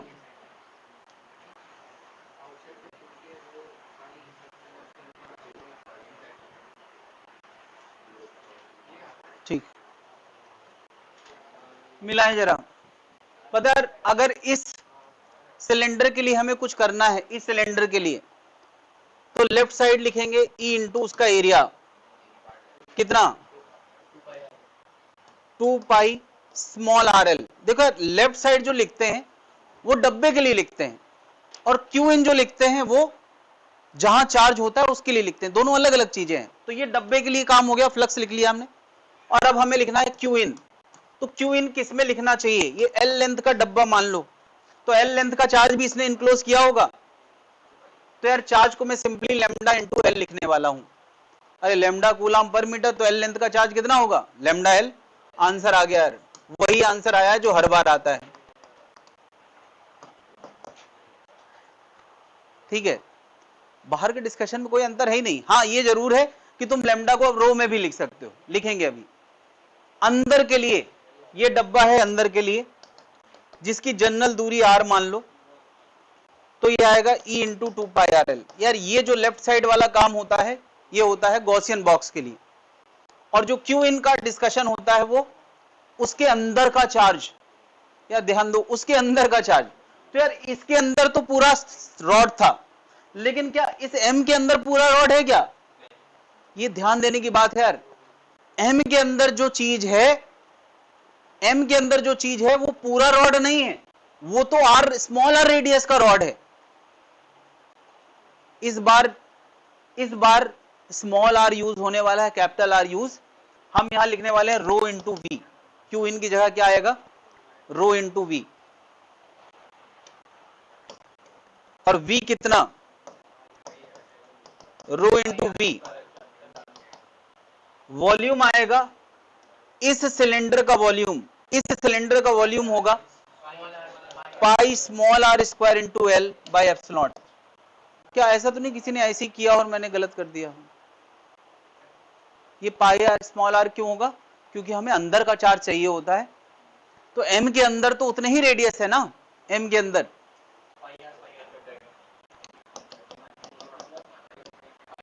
पाई आर खत्म, एल एल खत्म। ई का आंसर आ रहा है रो आर बाई। क्या ये डिस्कशन किसी की याद नहीं दिला रहा है? जब सॉलिड स्फेयर था तो 3 रो आर बाई 3 एप्सिलॉन आया था, नहीं आया था?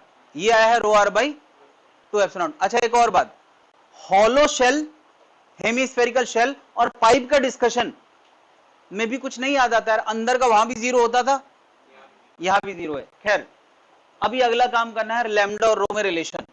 लैम्डा और रो में रिलेशन तुम दो तरीकों से लिख दो चार्ज को। देखो यार चार्ज को दो तरीके से लिख दो। अगर तुम लेंथ में चार्ज को लिखना चाहते हो तो लैम्डा एल लिखोगे, लैम्डा में लिखना चाहते हो। रो में लिखना चाहते हो तो कितना वॉल्यूम होगा एल लेंथ का? पाई कैपिटल आर या स्मॉल आर? यार ये बताओ, जब हम चार्ज लिखना चाह रहे हैं दो तरीकों से, तो एल लेंथ के पाइप का लिखना चाह रहे हैं, रॉड का लिखना चाह रहे हैं, तो वॉल्यूम किसका लिखेंगे? इसका इस बात से क्या लेना देना कि हम फील्ड कहां निकालना चाहते हैं? भाई चार्ज तो पाइप में ही है ना, रॉड में ही है, तो यहां आएगा रॉड का पाई आर स्क्वायर इंटू एल, ये वॉल्यूम होता है। एल एल कट जाएगा तो लेमडा की जगह लिख सकते हैं rho into pi R square. यानी तुम चाहो तो इस आंसर को नए लुक में लिख सकते हो, जो लुक फैशन में नहीं चल रहा है।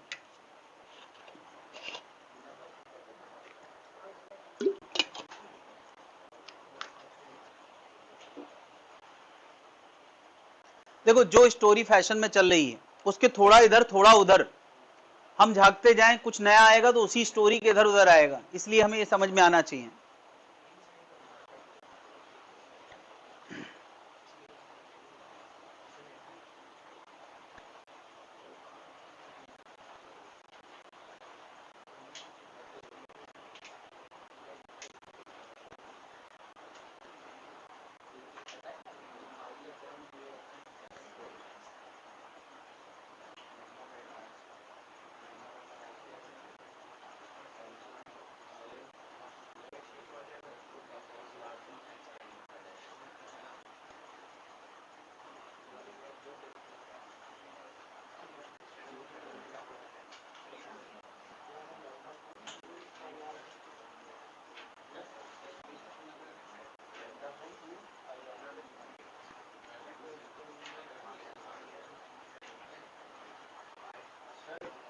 हाँ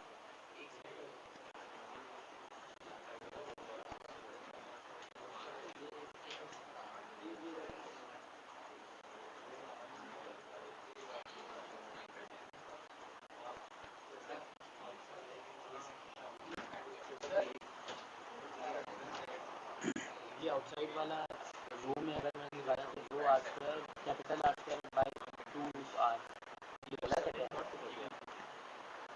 गलत क्यों मतलब होगा? एप्सिलॉन नॉट दिया होता है हाँ गलत क्यों होगा? सही, पर मैं ये अगर रख रहा हूँ वो रिलेशन तो आ नहीं रहा है रिलेशन। आर दूसरा है इसमें कैपिटल आर है ना, वही रख रहा है, नहीं आ रहा लेकिन करके ये करके देखो। क्या रख रहे हो? मतलब रो की जगह पे lambda by R square, relation आ नहीं रहा। आ तो गया, तो तुमने एप्सिलॉन यहाँ पे नहीं लिखा था, यहाँ पे नहीं लिखा है, यही तो है lambda upon 2 pi epsilon L R, यही तो है, और क्या चाहिए तुम्हें?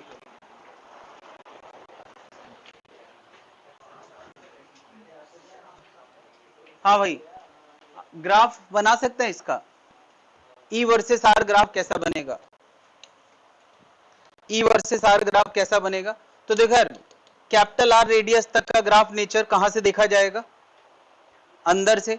और कैपिटल आर के बाहर का ग्राफ नेचर कहां से देखा जाएगा? बाहर से। कितनों ने बना लिया?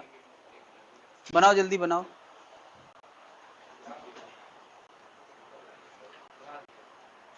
ठीक, ग्राफ नेचर देखो, ग्राफ बनाओ। ग्राफ के लिए कोई गट फीलिंग या कोई मेमोरी नहीं काम आती है, फॉर्मूला देखो, ग्राफ बनाओ। ठीक,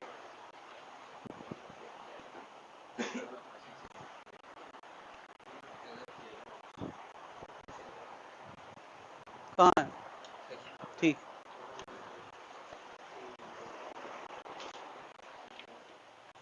ई वर्सेस आर ग्राफ बनाना है। तो यार अंदर के लिए हम यहां देखें तो ई आर के डायरेक्टली प्रोपोर्शनल है, मतलब कैसा ग्राफ बनना है? स्ट्रेट लाइन बनना है। और उसके बाद बाहर के लिए हम यहां देखें, क्लियर है? कितने लोगों ने बना लिया है? ये सब यार अब आना ही चाहिए, मैथ से ग्राफ बनाना ये तो आना ही चाहिए, और मैथ वालों से सबसे ज्यादा ये सब मिस होना ही नहीं चाहिए। नीट वाले तो एक बार कह सकते हैं सर हम लोगों ने मैथ छोड़ दिया था ये सोच के कि मैथ से अब दोबारा पाला नहीं पड़ेगा, मुझे क्या पता कि फिजिक्स के रूप में मैथ मिलने वाली है।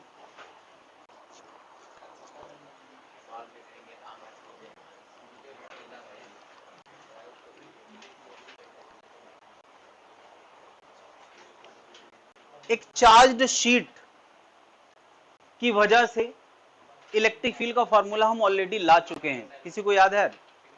हम लोगों ने एक डिस्क के आंसर को वेरी लार्ज करके आंसर लाया था, और वो आंसर आया था sigma by 2 epsilon not, sigma by 2 epsilon not. उसको हम गॉस लॉ से बड़े इजीली दिखा सकते हैं। हम यार एक बॉक्स मानने वाले हैं ऐसा, क्योंकि ये लाइन चार्ज है तो सबको पता होना चाहिए कि लाइन चार्ज से जो इलेक्ट्रिक फील्ड लाइंस निकलती हैं, लाइन चार्ज से जो इलेक्ट्रिक फील्ड लाइंस निकलती हैं, क्या वो यूनिफॉर्म इलेक्ट्रिक फील्ड लाइंस होती हैं? और यूनिफॉर्म इलेक्ट्रिक फील्ड लाइंस होती हैं ऐसा, पैरेलल टू इटसेल्फ होती हैं। तो बता इस इमेजिनरी बॉक्स, यहां कोई पी पॉइंट है, यहां हम इलेक्ट्रिक फील्ड लाना चाहते हैं, तो हमने एक बॉक्स बनाया है। क्या बता इस बॉक्स के कर्व सरफेस या प्लेन सरफेस कहां फ्लक्स टकराएगा? प्लेन सरफेस पे टकराएगा, कर्व सरफेस पे। तो अगर हम इस बॉक्स जहां पर हमें इलेक्ट्रिक फील्ड लाना है पी पॉइंट, इसके लिए गॉस लॉ लगाएंगे, apply Gauss law, Gauss law. तो देखो यार, फ्लक्स को हम दो हिस्सों में, तीन हिस्सों में लिख रहे हैं यार। एक प्लेन ये वाली, एक प्लेन पीछे वाली, और एक कर्व सरफेस। तो क्या कर्व में फ्लक्स कितना होगा? 0 टकराएगा। अगर ये बॉक्स का प्लेन ए एरिया का है, तो अगर ये एरिया किसी भी शेप का हो, जितना एरिया इधर होगा उतना एरिया इनक्लोज्ड होगा, उतना चार्ज का एरिया इनक्लोज्ड होगा, और उतना एरिया, ये सिलेंडर होना जरूरी नहीं, चाहे जैसा डब्बा हो, लेकिन जैसा हो एक जैसा यहां तक हो, मतलब वो ट्रायंगुलर शेप का भी डब्बा है तो ट्रायंगुलर शेप का चार्ज कंटेन करेगा और ट्रायंगुलर शेप का ढक्कन भी होगा उसका। बात क्लियर है? बदर प्लेन सरफेस से फ्लक्स एसोसिएटेड मुझे क्या लिखना चाहिए? E इंटू ए कॉस 0। इलेक्ट्रिक फील्ड भी राइट, एरिया भी राइट 0 डिग्री, और दूसरा वाला भी कितना? अरे electric field right, area right, electric field left, area भी। तुम्हें पता ना हमेशा बॉक्स के बाहर एरिया दिखाया जाता है, और कर्व सरफेस पे फ्लक्स कितना? 0। बराबर क्या होता है? Q इन बाई, बता। अच्छा, ए एरिया का डब्बा है पूरा, है ना, यूनिफॉर्म क्रॉस सेक्शन का डब्बा है, तो ए एरिया इधर था, ए एरिया इधर था, और जो चार्ज इसने बंद किया वो भी, इसका सिग्मा कूलाम पर मीटर स्क्वायर दिया होगा, क्योंकि ये प्योरली सरफेस चार्ज है, इसमें तो लेमडा की बात भी नहीं कर सकते। तो बता यार इसमें चार्ज कितना इंक्लोज होगा? सिग्मा ए, सिग्मा ए 2E बराबर कितना? Sigma A by epsilon. तो ई का आंसर कितना आ गया? कोई दिक्कत भाई लोग? ध्यान रखना ये नॉन कंडक्टिंग शीट है, नॉन कंडक्टिंग के लिए सिग्मा बाई 2 एप्सिलॉन आया है।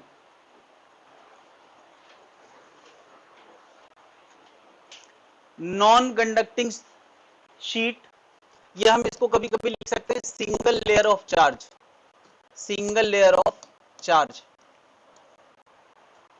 इस शीट में हमने एक लेयर चार्ज की बनाई है जो सिग्मा कूलाम पर मीटर स्क्वायर की है, तो उसका आंसर ये आया है सिग्मा बाई 2 एप्सिलॉन। तो क्या एक से ज्यादा लेयर भी हो सकती है?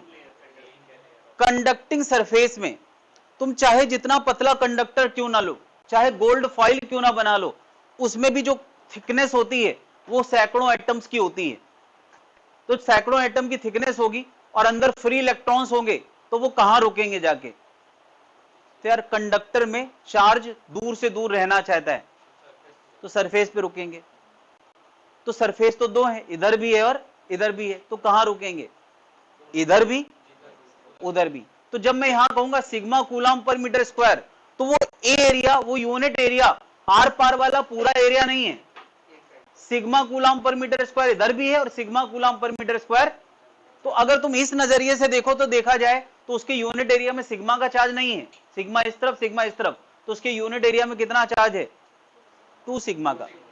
तो बताओ यहीं से तुम समझ लो, अगर सिग्मा का चार्ज है तो सिग्मा बाई 2 एप्सिलॉन है, 2 सिग्मा का चार्ज होगा तो electric field sigma by epsilon हो जाएगा। यहीं से हमें जवाब समझ में आता है। फिर भी लोग तमाशा करते हैं, मैं भी थोड़ा देर कर लेता हूं, आई मीन रूल के हिसाब से देख लेता हूं। ऐसे तो समझ में आ ही रहा है ना भाई, जब एक सिग्मा है तो सिग्मा बाई 2 एप्सिलॉन, अभी दोनों तरफ सिग्मा सिग्मा हो गया तो 2 सिग्मा बाई एप्सिलॉन होना चाहिए।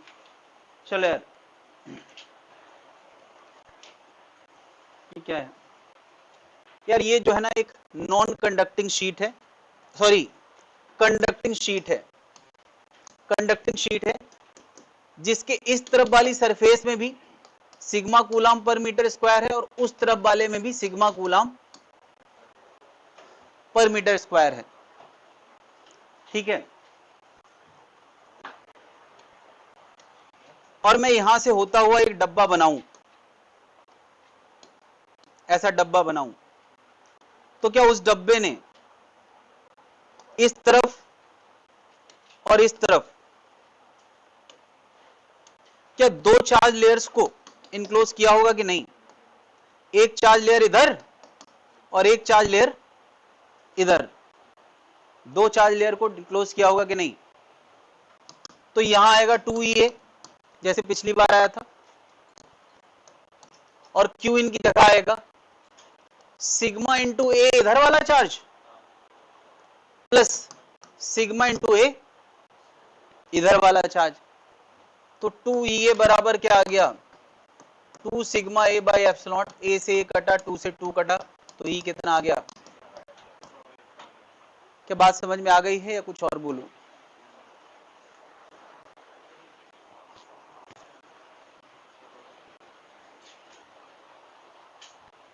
ये हेडिंग क्या है यहां पर?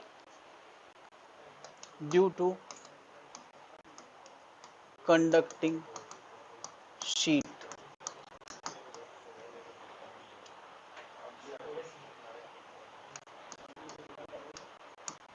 क्या ये हेडिंग पढ़ी होगी? लार्ज कंडक्टिंग शीट नहीं पढ़ी है? नहीं है? अरे इतना खिसक गई। कोई बात नहीं, पीछे ही लिख लो, पीछे जगह है अभी।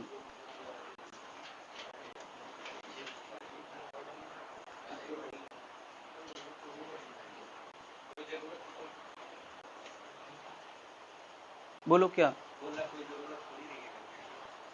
ये देखो यार, जरूरत तो किसी चीज की नहीं है, कुछ ना लिखो, बस तुम इन बातों को, मतलब जो टूल्स मैं यूज करता हूं आगे बढ़ने के लिए, बस वो सीख जाओ। तो फिर तो फिजिक्स यार कुछ नहीं यार, जरूरत के हिसाब से मैथ्स लगाते जाओ, आगे बढ़ते जाओ, और कुछ नहीं। गॉस लॉ समझ में आ गया तो फिर सब कुछ ये हो जाना चाहिए। डिपेंड करता है, जरूरत पर्सनलाइज्ड है एक्चुअली। किसी की जरूरत है जितना मैं लिख रहा हूं सब लिखा जाए, किसी की जरूरत है जितना मैं लिख रहा हूं वो कम है।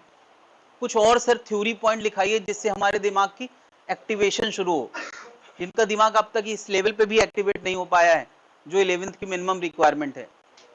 पता है ये सब क्यों हो रहा है? क्योंकि हमारा एजुकेशन सिस्टम बनाया गया था इस हिसाब से, क्लास 1, क्लास 2, क्लास 3, कि भैया हर क्लास में वही लोग आगे प्रमोट होंगे जो उस क्लास को क्वालिफाई करने लायक हैं।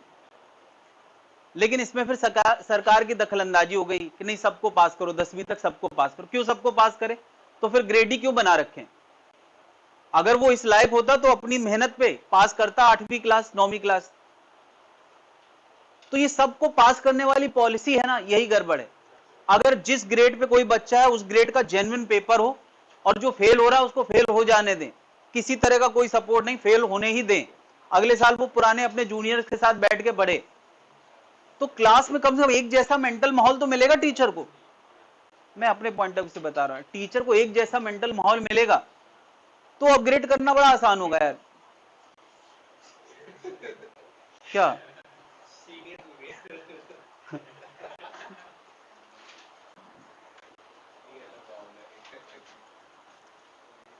और अब तो एक और फैशन बड़ा समस्या वाला है। पहले क्या है, बहुत कम लोग सोचते थे कि हम इंजीनियरिंग या मेडिकल करेंगे, बहुत ही कम लोग, रेयर ऑफ द रेयरेस्ट। मतलब मैं अपने गांव में पहला था जो तैयारी करने निकला था। मतलब इससे पहले सिलेक्शन तो बहुत बात की बात है, तैयारी करने कोई नहीं निकला था। तो लोग तो ऐसे ही इंजीनियर साहब कहने लगे थे बनने से पहले ही। ये भोकाल था केवल तैयारी करने का। केवल तैयारी करने का, तो मतलब उसके बाद की तो बात ही छोड़ दो। 60% में लोग आगे प्राइज देते थे, अरे इतने नंबर कैसे आ गए, first division. First division rare लोगों के आते थे। ये सब बदल गया यार, बड़ा देखो यार, तुम लोगों को सब नॉर्मल लग रहा होगा क्योंकि सब कुछ धीरे धीरे हुआ है, लेकिन जिसने ये पूरा देखा है उसको सब बड़ा अजीब लगता है। सबका नॉर्मल थोड़ा अलग अलग होता है। हाँ भाई, ये नोट कर लिया, आगे बढ़े। बहुत सारे दुख है, सब बाहर आ जाएंगे वरना।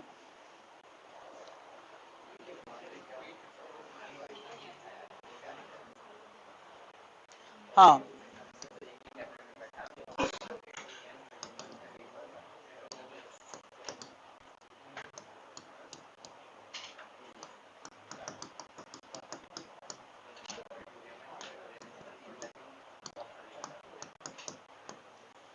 ये जो मैंने फॉर्मूला समझाया है, ये किसके लिए बनाया है? एक कंडक्टिंग शीट के लिए जिसकी दो लेयर्स हैं, दोनों तरफ लेयर्स हैं। अब मैं कह रहा हूं यार, कंडक्टर किसी भी शेप का हो, ऐसा टेढ़ा मेढ़ा किसी भी शेप का कंडक्टर है, उसमें जो चार्ज ठहरता है वो कहां ठहरता है? अरे कंडक्टर में चार्ज हमेशा कहां ठहरता है? सरफेस पे ठहरता है। और हमने एक और बात पढ़ी है कि सरफेस से निकलने वाली इलेक्ट्रिक फील्ड लाइंस हमेशा सरफेस के परपेंडिकुलर निकलती हैं। क्या कभी पढ़ा है यार? क्यों निकलती हैं? क्योंकि यार चार्ज का इन्फ्लुएंस चार्ज के बिल्कुल बगल में बहुत स्ट्रांग होता है, और बहुत स्ट्रांग होगा तो वो अवे ही भगाएगा, है ना? ये सब इलेक्ट्रिक फील्ड लाइंस है जो मैंने बनाई हैं। अब मैं कह रहा हूं तुम किसी भी रीजन में एक छोटा सा बॉक्स बना लो, किसी भी रीजन में एक छोटा सा बॉक्स बना लो ऐसा। क्या इस बॉक्स में एक रीजन कंडक्टर के भीतर है जहां इलेक्ट्रिक फील्ड हो ही नहीं सकती? तुम्हें याद है कंडक्टर के भीतर इलेक्ट्रिक फील्ड कभी नहीं हो सकती। कंडक्टर के भीतर तो इलेक्ट्रिक फील्ड लाइंस ड्रॉ करने तक का भी अधिकार नहीं है। क्यों? क्योंकि चार्ज अपने आप को ऐसे एडजस्ट कर लेता है, पूरा अंदर का पूरा चार्ज सिस्टम अपने आप को ऐसे एडजस्ट कर लेता है कि अंदर फाइनली फील्ड क्या हो जाती है? जीरो। तो अंदर मैंने लाइनें नहीं बनाई हैं, लाइनें केवल एक तरफ बनाई हैं। ठीक है, तो यार इस डब्बे के लिए, जो कि ए एरिया का डब्बा है, उसने कितना चार्ज इनक्लोज किया होगा? यार अगर डब्बा ए एरिया का है तो उसने चार्ज भी ए एरिया का इनक्लोज किया होगा। और एक तरफ से फ्लक्स टकराएगा या दोनों तरफ से? एक तरफ से फ्लक्स टकराएगा और एक ही तरफ चार्ज भी है। तो हम यार जैसे यहां फॉर्मूला लगा रहे थे, यहां भी लगाते हैं। बताओ फ्लक्स की जगह क्या आएगा? ई ए बराबर क्या होता है? Q in by, Q in की जगह क्या आएगा? यार sigma coulomb per metre square इसका दिया जाएगा। इस जगह का सिग्मा, सिग्मा कूलम पर, मैं बता दूं यार, हर जगह का सिग्मा जरूरी नहीं है कि एक जैसा हो सकता है। देखो यार, जो कॉर्नर्स होते हैं ना, उनका सिग्मा बहुत ज्यादा होता है। तो इस कंडक्टर में हमने डब्बा जहां बनाया है वहां का सिग्मा मैटर करता है, वहां की इलेक्ट्रिक फील्ड वहां का सिग्मा तय करेगा, यहां की इलेक्ट्रिक फील्ड यहां का सिग्मा तय करेगा। यानी इस वन रीजन में, इस टू रीजन में, इस थ्री रीजन में, E1 E2 E3 सब जगह बराबर होगी, इसकी कोई गारंटी नहीं है। अच्छा, बराबर नहीं होगी इसकी भी कोई गारंटी नहीं है, लेकिन इनको हम सेम नहीं कह सकते हैं, वो नॉट सेम कैटेगरी में आएगी। अच्छा, क्या लगता है कहां फील्ड ज्यादा होगी? 1 2 3 में क्या लगता है कहां ज्यादा होगी?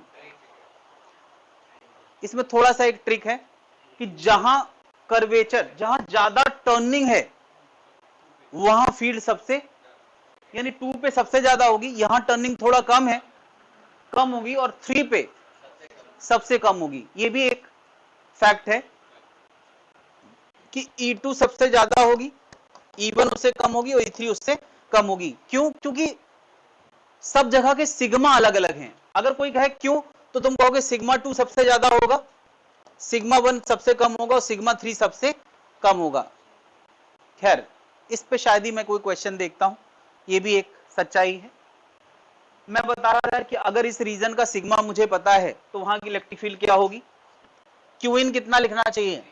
Sigma A by epsilon. तो ई का आंसर कितना आएगा? ये बड़ा बढ़िया आंसर आया है। यानी अभी जो हम शीट का आंसर पढ़ रहे थे, यानी कंडक्टर के आसपास इलेक्ट्रिक फील्ड का फॉर्मूला सिग्मा बाई एप्सिलॉन होता है, दैट्स इट। कंडक्टर के आसपास इलेक्ट्रिक फील्ड का फॉर्मूला सिग्मा बाई एप्सिलॉन होता है, और सिग्मा उसी के करीब वाला होना चाहिए। अब इतना और ध्यान रखना है, सिग्मा उसी के करीब वाला होना चाहिए।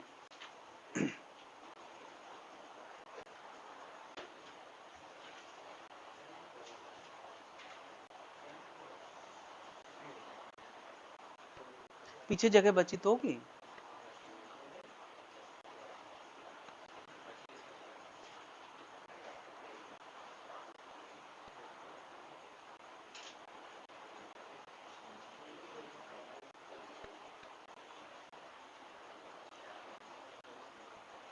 वो जो पिछली अभी ये 2-3 दिन पहले मैंने डिस्कशन किया था कि बोर्ड वाले तय नहीं कर पा रहे कि पहुंचाना कहाँ चाहते हैं। तो एक्चुअली बोर्ड वाला और राजनीति जब दोनों मिल जाते हैं ना, कंफ्यूजन की स्थिति तब पैदा होती है।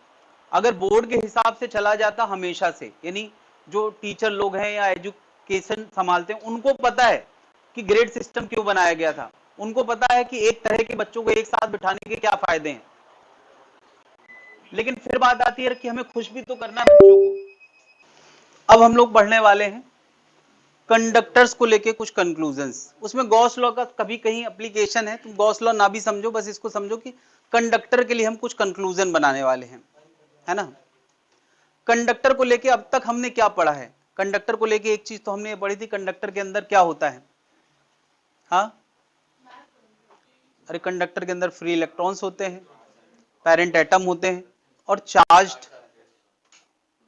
चार्ज्ड एटम होते हैं और फ्री इलेक्ट्रॉन होते हैं। तो फ्री इलेक्ट्रॉन, जब भी किसी एटम से कोई चार्ज निकलता है, इलेक्ट्रॉन निकलता है, तो वो एटम कैसा हो जाता है? पॉजिटिवली चार्ज, है ना। ओवरऑल कंडक्टर कैसा होता है? न्यूट्रल होता है। क्यों? क्योंकि जितने इलेक्ट्रॉन निकले हैं तो मटेरियल के अंदर ही। इतनी बातें सबको पता है। अच्छा, एक और बड़ी बात मैंने बताई थी कि अगर चार्ज के बाहर कोई कंडक्टर के बाहर अगर कोई चार्ज आ जाता है तो कंडक्टर के अंदर थोड़ी देर के लिए हलचल का माहौल होता है, भगदड़ का माहौल होता है। क्या होता है? हेलो हेलो हेलो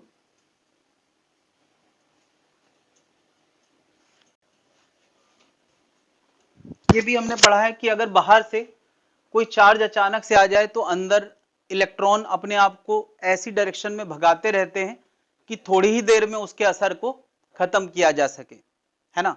बल्कि थोड़ी ही देर में नहीं, ये रखते ही हो जाता है। उसमें हम टाइम की कोई बात ही नहीं करते हैं। जैसे ही हम किसी कंडक्टर बगल में चार्ज लाते हैं, तुरंत इलेक्ट्रॉन अपने आप को एडजस्ट कर लेंगे इस तरीके से कि अंदर उसके फील्ड ना आ पाए। क्या याद है? ये सब हम लोगों ने बात करी थी। तो पहली चीज तो यही है कि अगर किसी कंडक्टर के बाहर कोई चार्ज आ जाता है तो कंडक्टर के अंदर फील्ड क्या हो जाती है? जीरो। और क्यों होता है? क्योंकि इसके आसपास क्या जमा हो जाएंगे? निगेटिव। और दूर में क्या जमा हो जाएंगे? पॉजिटिव। जो कि अंदर के किसी टेस्ट चार्ज से बात करने पर क्या बोलेंगे? ये टेस्ट चार्ज क्या बोलेगा कि मुझे ये चार्ज रिपल कर रहा है और ये पॉजिटिव और ये निगेटिव भी मुझे अपोज कर रहे हैं, आई मीन उसके अपोजिट में फोर्स लगा रहे हैं। तो नेट फोर्स क्या होगा? यही बात हम किसी इलेक्ट्रॉन से पूछे, वो भी यही बोलेगा। क्या बोलेगा? ये पॉजिटिव मुझे अट्रैक्ट कर रहा है, लेकिन इन निगेटिव और इन पॉजिटिव की वजह से मैं वहां जाना नहीं चाहता। यानी ये सब माहौल एक पल में पैदा हो जाता है। ये सब नेगेटिव जमा क्यों हुए? इस पॉजिटिव के अट्रैक्शन की वजह से। और ये इलेक्ट्रॉन यहां जमा हुए हैं तो वहां से घर खाली हो गए हैं, आई मीन पेरेंट एटम को छोड़ के आए हैं। पहले पेरेंट एटम और इलेक्ट्रॉन सब घुल मिल के अगल बगल ही रहते थे तो माहौल न्यूट्रल रहता था। लेकिन अब कंडक्टर का ये हिस्सा निगेटिवली चार्ज हो गया और ये हिस्सा पॉजिटिवली। ठीक है। तो अब यार यहां मैंने एक पॉइंट और जोड़ा है कि सोचो कि मटेरियल वाला रीजन इतने में है, यहां तक मटेरियल है और मटेरियल के अंदर कैविटी है। यानी ये पूरा रीजन क्या है? मटेरियल है और ये मटेरियल की कैविटी यानी खाली जगह है, यहां पर मटेरियल नहीं है। तो बताओ, अगर ऐसे माहौल में बाहर कोई चार्ज आ जाए पॉजिटिव, तो इलेक्ट्रॉन अपना काम करेंगे या नहीं? अरे भाई, इलेक्ट्रॉन का काम ही यही है, पॉजिटिव महसूस हो रहा है तो तब तक भागते रहेंगे जब तक कोई इलेक्ट्रॉन ये ना कह दे कि अब हमें फोर्स लगना, तब तक भागते रहेंगे। तो इसका मतलब क्या हुआ कि इस पॉजिटिव की वजह से मटेरियल के भीतर वाले रीजन के किसी भी चार्ज को अब नेट फोर्स महसूस, तो यार नेट फोर्स जीरो हो गया है। कोई कल को ये क्वेश्चन पूछ दे, बताओ ये पॉजिटिव यहां के इलेक्ट्रॉन को फोर्स लगा रहा है कि नहीं? लगा रहा है। तो कैंसिल क्यों हुआ है? Due to distribution of charge, distribution of charge से वो कैंसिल हो गया है। नहीं, अब जब कैंसिल हो गया है इलेक्ट्रॉन, अच्छा बताओ ऐसा इलेक्ट्रॉन इधर कोई रख के पूछे, वो क्या बोलेगा? वो फोर्स महसूस करेगा या नहीं? अंदर कैविटी के अंदर खाली जगह पे, तो सीधी सी बात है यार, इलेक्ट्रिक फील्ड के असर को बाहरी नलीफाइड कर दिया गया है, तो ना मटेरियल के अंदर फील्ड आ पाएगी ना उसकी कैविटी के अंदर। तो पहला कंक्लूजन यही है, in presence of external electric field intensity inside the conductor and it's cavity will be zero. Conductor और उसके भीतर की कोई भी कैविटी पर फील्ड क्या होगी? जीरो। किसकी वजह से? बाहर के माहौल की वजह से। हेलो जी, आप 3 बजे के बाद आएंगे, अभी तो कोई है नहीं।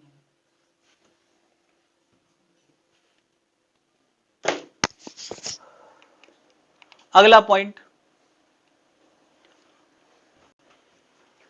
अगर हम किसी कंडक्टर को एक्सेस चार्ज देते हैं, तो खैर वैसे तो कंडक्टर न्यूट्रल होता है, लेकिन अगर हम किसी को कंडक्टर को एक्सेस चार्ज देते हैं, ठीक है, तो वो चार्ज कहां ठहरता है जाके? सबको पता है, ये बात भी कुछ बताने जैसी है नहीं कि वो चार्ज हमेशा कहां ठहरता है? सरफेस पे ठहरता है। अब ये बात गॉस लॉ से एक्सप्लेन करी जाती है, मैं कह रहा हूं कि जब तुम जानते ही हो तो इस पे क्या हम बताएं, ठीक है। चार्ज अगर अंदर दिया जाएगा तो कहां चला जाएगा? दैट्स इट, कहानी खत्म। गॉस पता है कैसे समझाता है, कहता देखो तुम्हें नहीं भरोसा हो रहा तो यहां कुछ Q1 मान लो, टोटल तुमने Q दिया है, Q1 अंदर मान लो, तो बचा हुआ कहां? Q माइनस Q1 बाहर, और यहां एक गॉसियन सरफेस बनाओ और उसके लिए गॉस लॉ लगाओ। गॉस लॉ क्या कहता है? गॉस लॉ क्या कहता है? Q बाई एप्सिलॉन इसके बराबर होगा। अच्छा बताओ, इस रीजन पे हमने गॉसियन बनाई है, तो ये कंडक्टर है ना, और कंडक्टर के अंदर फील्ड क्या होती है? जीरो। तो लेफ्ट वाला पोर्शन क्या हो गया? जीरो। Q इनसाइड हमने कितना माना है? फॉर द टाइम बीइंग हमने उसको क्या माना था? Q1। तो इससे Q1 क्या आ गया? इसका मतलब क्या हुआ कि अंदर वाला चार्ज जीरो होगा, तो सारा सारा चार्ज कहां रहेगा? बाहर ही रहेगा। ठीक है, ये बात कंक्लूजन है, कंक्लूजन लिखना चाहिए कि पूरा चार्ज कहां ठहरेगा? बाहर ठहरेगा। Whole charge goes at the outside surface, whole charge goes at outer surface।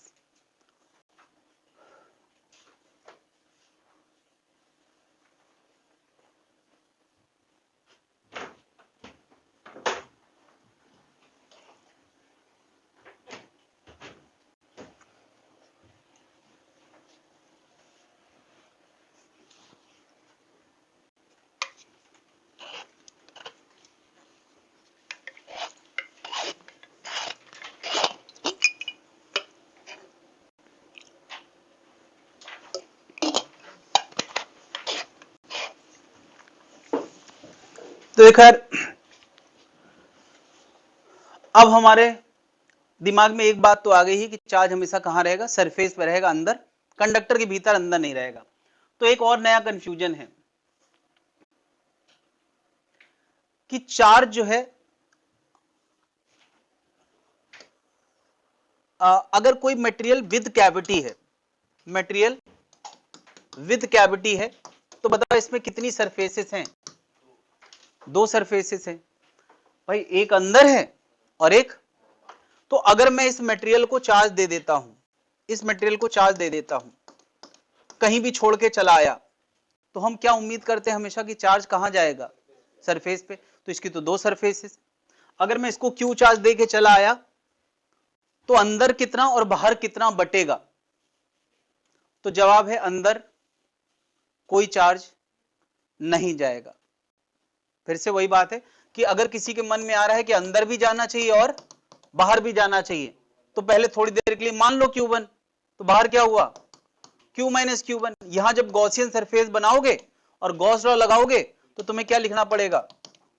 Q की लेफ्ट साइड जीरो है, तो Q इनसाइड भी जीरो होगा। और Q इनसाइड 0 होगा, इसका मतलब सारा चार्ज कहां ठहरेगा, कहां ठहरेगा? तो जो पिछला कंक्लूजन है उसी में तुम ऐड कर चलो इसे आगे बना है डायग्राम कि charge in inside cavity, charge on the surface of inside cavity, charge on the surface of inside cavity will be 0. Charge on the surface of inside cavity will be 0. Whole charge reside at outer surface. Outer surface. इसमें एक चीज और साथ में लिख दें, until there is a charge inside the cavity. There is a charge inside the cavity. देखो यार ये रूल तभी तक ट्रू है जब तक हमने कैविटी के भीतर ही कुछ नहीं रखा। अभी कैविटी खाली है, कैविटी के भीतर कुछ रखा है क्या? हमने चार्ज कहां दिया है? मटेरियल को दिया है, तो सारा चार्ज कहां जाएगा? अरे प्रिंजल एक फैन चला के देखो जरा, ये चल रहा है क्या? ये बीच वाला मैक्सिमम डेंसिटी एरिया।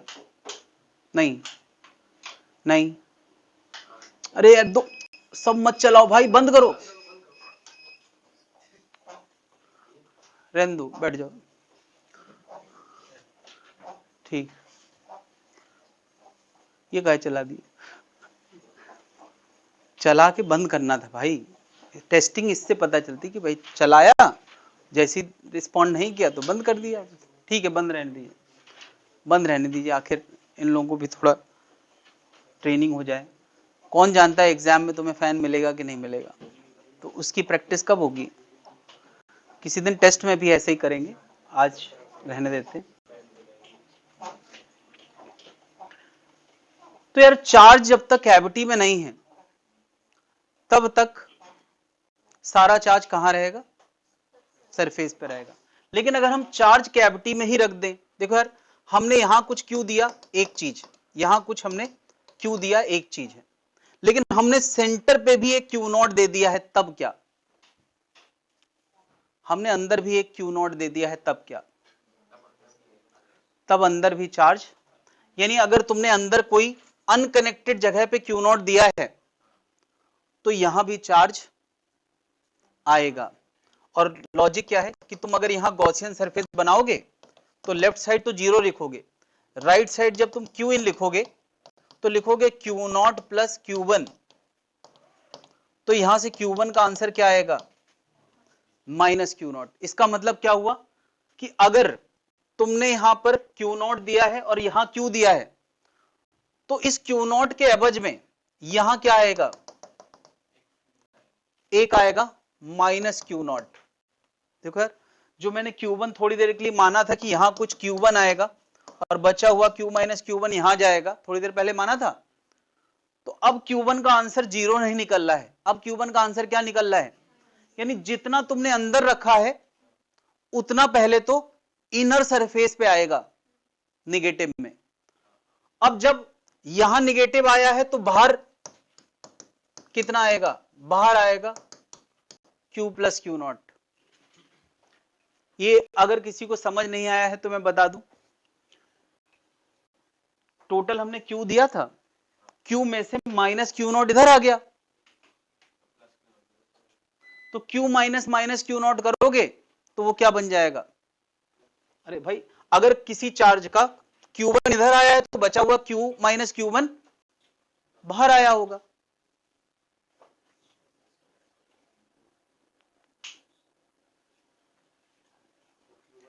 और Q1 हमने ऑलरेडी निकाल लिया है माइनस क्यू नॉट। जब यहां माइनस क्यू नॉट रखेंगे तो जवाब क्या आएगा? Q plus Q not. कुछ लोग ऐसे भी सोचते हैं कि यहां पे हमने तो पॉजिटिव चार्ज दिया था, अगर कहीं जबरदस्ती माइनस क्रिएट हुआ है तो उसके एवज में उतना पॉजिटिव भी तो क्रिएट हुआ होगा, तो जो Q हमने दिया था वो, और जो इस माइनस के Q के एवज में प्लस Q आया है वो पूरा कहां चला जाएगा? आउटसाइड चला जाएगा। क्लियर है?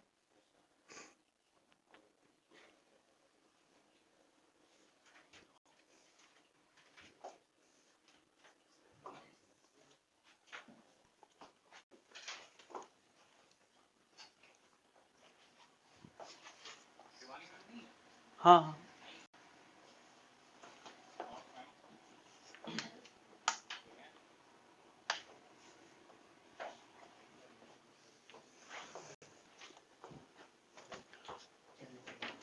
फैन के पास ही बैठ जाएं ज्यादा लोग।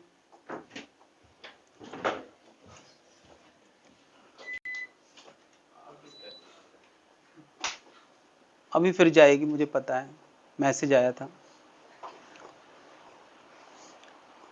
बंद ही रहने दीजिए, एसी चल रहा है भाई, वो भी एसी ऑन कर दीजिए थोड़ी देर के लिए, तो कम से कम जल्दी कूलिंग हो जाएगी। वही रखा है रिमोट।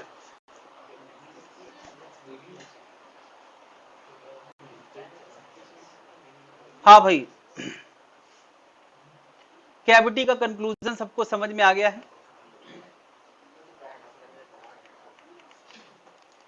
अगर सबको कैविटी का कंक्लूजन समझ में आ गया है तो हम ये डिस्कशन अभी कर रहे थे किसी भी स्ट्रक्चर के लिए।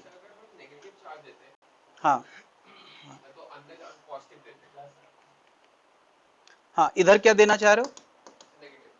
चलो नेगेटिव देते हैं, ठीक है। हाँ तो सर जो सरफेस पे चार्ज होगा वो Q माइनस हो जाएगा। देखो यार, ये Q नॉट है, उसका अपोजिट यहां आएगा माइनस Q नॉट। अब माइनस Q नॉट आया है तो कहीं ना कहीं प्लस Q नॉट छोड़ के आया होगा, और जितना हमने दे रखा था वो इसके साथ ऐड कर दो। कितना दे रखा था? ये आंसर बाहर आएगा। हाँ, Q नॉट माइनस Q, यही तो रूल बनाया, जितना भीतर है उसका अपोजिट अंदर अंदर वाली सरफेस पे आएगा, और जितना सब बचा वो सब कहां चला जाएगा? बाहर। तो कितना बचा यार? ये माइनस आया है तो कहीं प्लस छोड़ के आया होगा, तो वो प्लस और जो प्लस जो मैंने चार्ज दिया था वो दोनों बाहर रख दो। क्या अभी समझ में आ गया है? ये डिस्कशन जनरल शेप के लिए होता है मगर फैशन में चल नहीं रहा है। मैं इसलिए जनरल बात पहले बताता हूं कि कल को कोई टेढ़े मेढ़े शेप के लिए भी बात करे तो मैं हैरान नहीं होना है। ज्यादातर लोग उसको परफेक्ट स्ट्रक्चर के लिए पढ़ाते हैं, मैं भी चलो उसी के लिए बढ़ा देता हूं। बताओ, अच्छा एक शेल है, शेल कितनी भी पतली हो वो 100 एटम से ज्यादा की थिकनेस रखता है। थिकनेस रखता है तो उसके पास फ्री इलेक्ट्रॉन की कमी नहीं है। नहीं तो कोई कहे सर इतनी पतली सरफेस है वो क्या चार्ज डिस्ट्रीब्यूट करेगी? बिल्कुल चिंता करने की जरूरत नहीं है।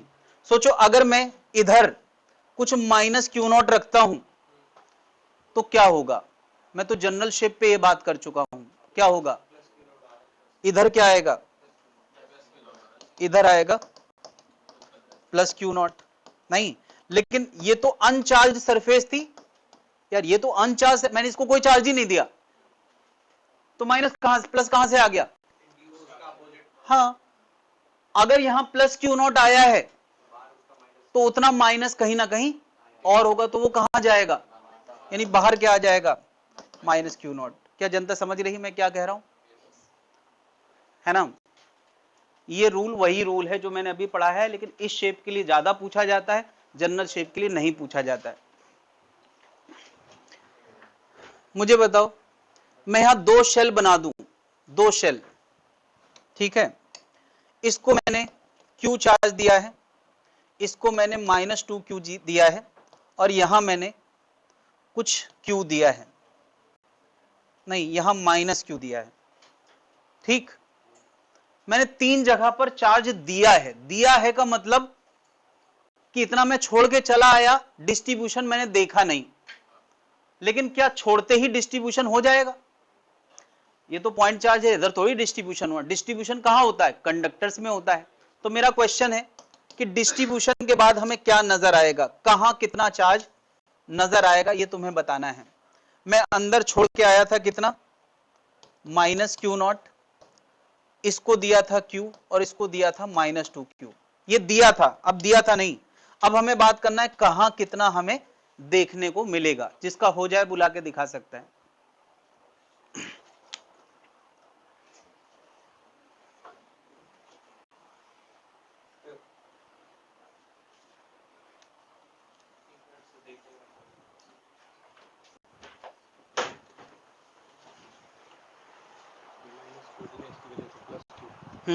प्लस Q यहाँ पहले तो इसका अपोजिट इधर आ जाएगा, तो प्लस Q माइनस Q यहाँ 0 हो जाएगा। हाँ सही बात है। ठीक है, अब यहाँ जब मैंने माइनस क्यू लगा तो यहाँ प्लस क्यू लगा, माइनस टू। यार मेरा ये इरादा था नहीं, ये क्या हो गया यार। मैं थोड़ा सा चेंज कर रहा हूँ क्वेश्चन, मैं इसको 2Q कर रहा हूँ, ठीक है, कुछ दिक्कत नहीं होना चाहिए, अभी भी ट्राई कर ही सकते।